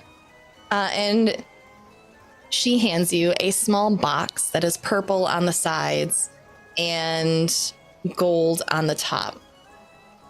And she explains to you that it can play any song at the request of the holder. As a bonus action, you can command the box to play a song for which it has the music, causing the contraption to emit a slightly tinny rendition of a musical number. And I will pull the Bard in a Box into your items. Gonna give Ivy a hug and a little kiss on the cheek. Oh, thanks.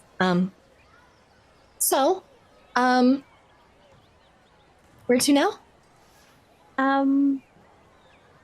Event organizer? I suppose that, yes. Okay. Ivy, what time is it? She gives you the time, and 2 hours have passed since you went Turns into the to house. Nizmat and grabs her hand. We gotta go. Go where? Don't you have papers to do? After the festival. Oh, I thought you had to immediately. No. The festival still has... I'm sorry, Ivy, what time did you say it was at? Oh, the festival still has, 2-ish hours left? Oh, good. Great. Lovely. Did you want to leave? No, I thought you just had somewhere to be, and I was trying to keep things, like, in a time frame. Oh. Thank you. Yeah, no problem. Oh, when we have the dinner with the toothy elf. Oh, We can't leave our that friend alone. guy. Oh, that's the real nightmare here.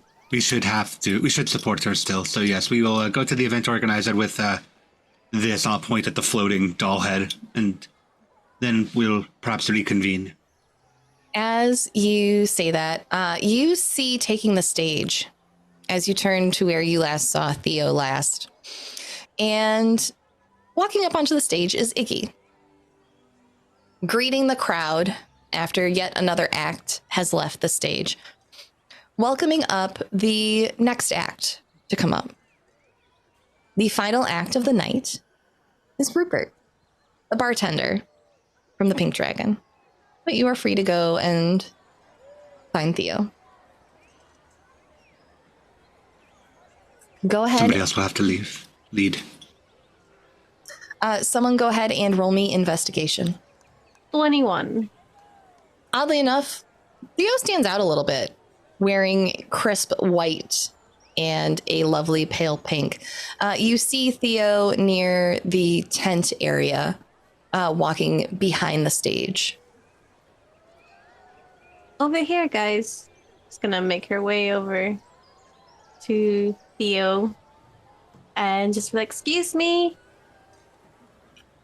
Hi, can I help you? I hope you're enjoying the festivities. We are. There might be something wrong that happened in your little doll fun house. Oh, okay. What was wrong? Was it the singing cutlery? Did they get the words wrong? Well, they weren't singing. It was more of a food war. But They weren't singing? no, they were fighting. Huh. But at the last room, there was a weird doll that trapped people in nightmares. I'll just float it in front of him while she's talking. That wasn't pretty fun, actually. Oh. We had to rip it up and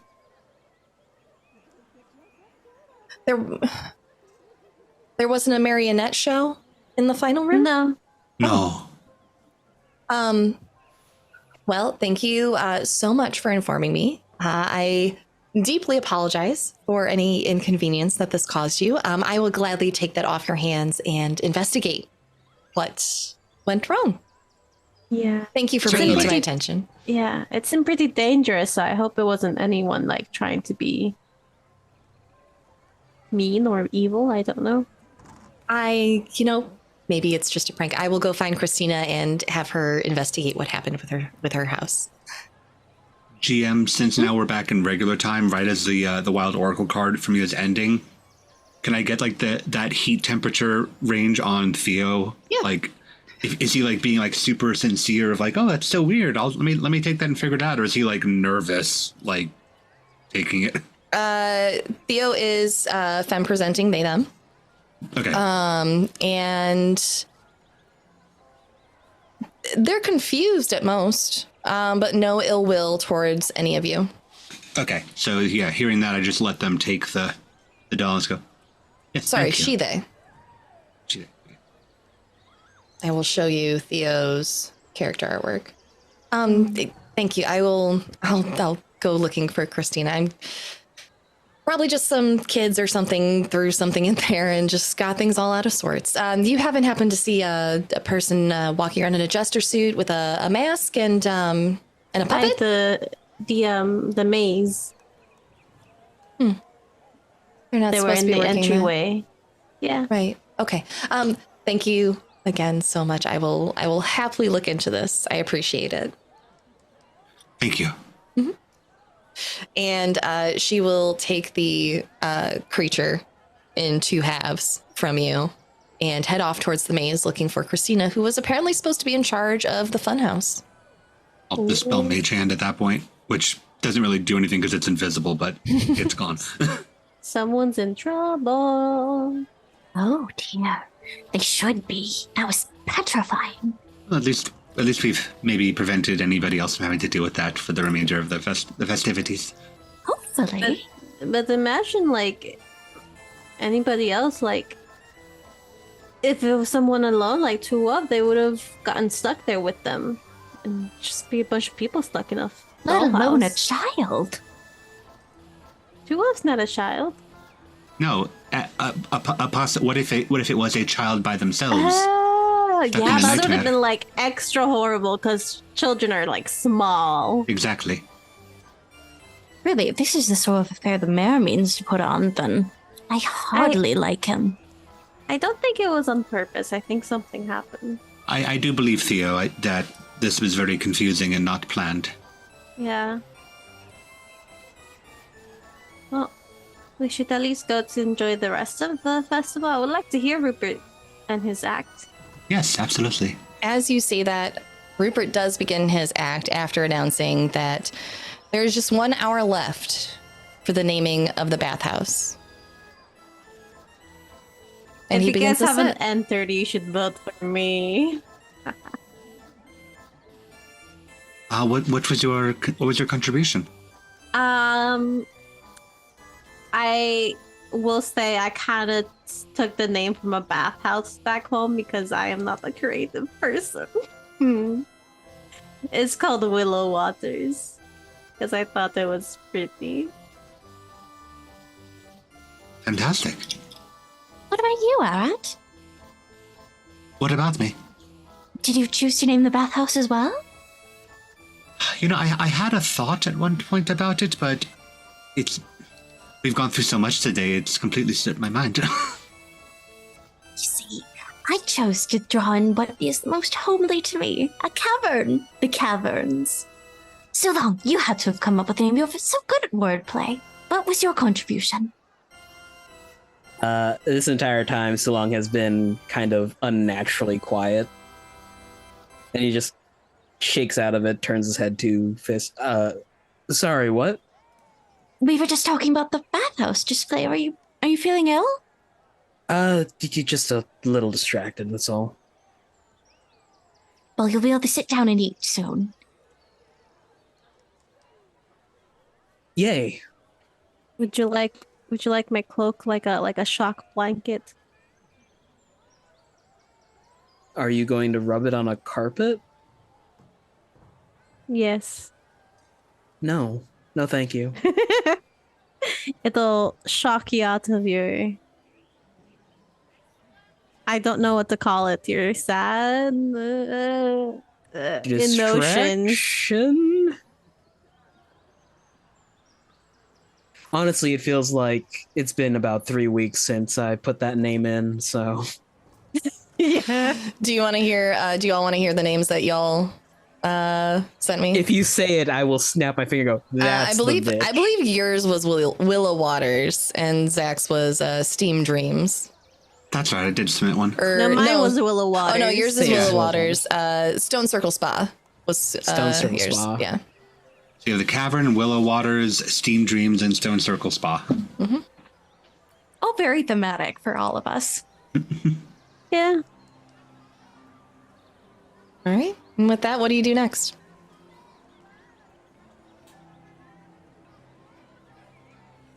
We listen to Rupert's act. Okay. What is his act? Is he singing or is it like stand up? No, it's more stand up in line with the comedy festival. All right, this is a comedy festival. With Rupert's act, he's coming up after it appears several local farmers did get up to tell local folk tales and jokes. And the applause as Rupert begins to start his set is thunderous. He's always rather quiet in the Pink Dragon. He takes your orders and then he delivers whatever you want and goes back about his job. You've never seen him in your time here take the stage or mentioned anyone, and no one's mentioned that he ever does this. But his set is all good-natured observational jokes about the village and the people who live in it. And you can tell that there's a lot of love for the people here that he holds in his heart. There are even some cute little jokes about you all and your evenings in the tavern. And as he completes his routine, once again, there is thunderous applause from everyone listening. And that completes. Join in. That completes the comedy portion of the comedy festival. Now, players, we are at near time. So, we can do one of two things to wrap up the festival. If you would like, you can do some roll-offs if anyone wants to try and get a bonus vote for the name that they put in, and just tell me who the NPC is that you're trying to persuade to help you win the naming contest. Or we can just leave it up to what the patrons voted for. I will let you all decide. My vote is for the patrons. Patrons. Okay. Y'all All paid right. money. You gotta. All right. And our lovely patrons chose the Stone Circle Spa, Hey! getting a total of 6 votes. So you will win the $500 credit and bragging rights for naming the Stone Circle Spa. And that credit can be spent at the blacksmith shop at your next earliest Ooh. convenience. Oh, that's why. I can get the double jump boots. Okay, get the double jump boots. And that tonight will conclude our game, everybody. When we pick up, we will be leaving the festival and traveling to dinner with the mayor and Arabelle as his honored guests. But now, we're going to go ahead and say our goodbyes.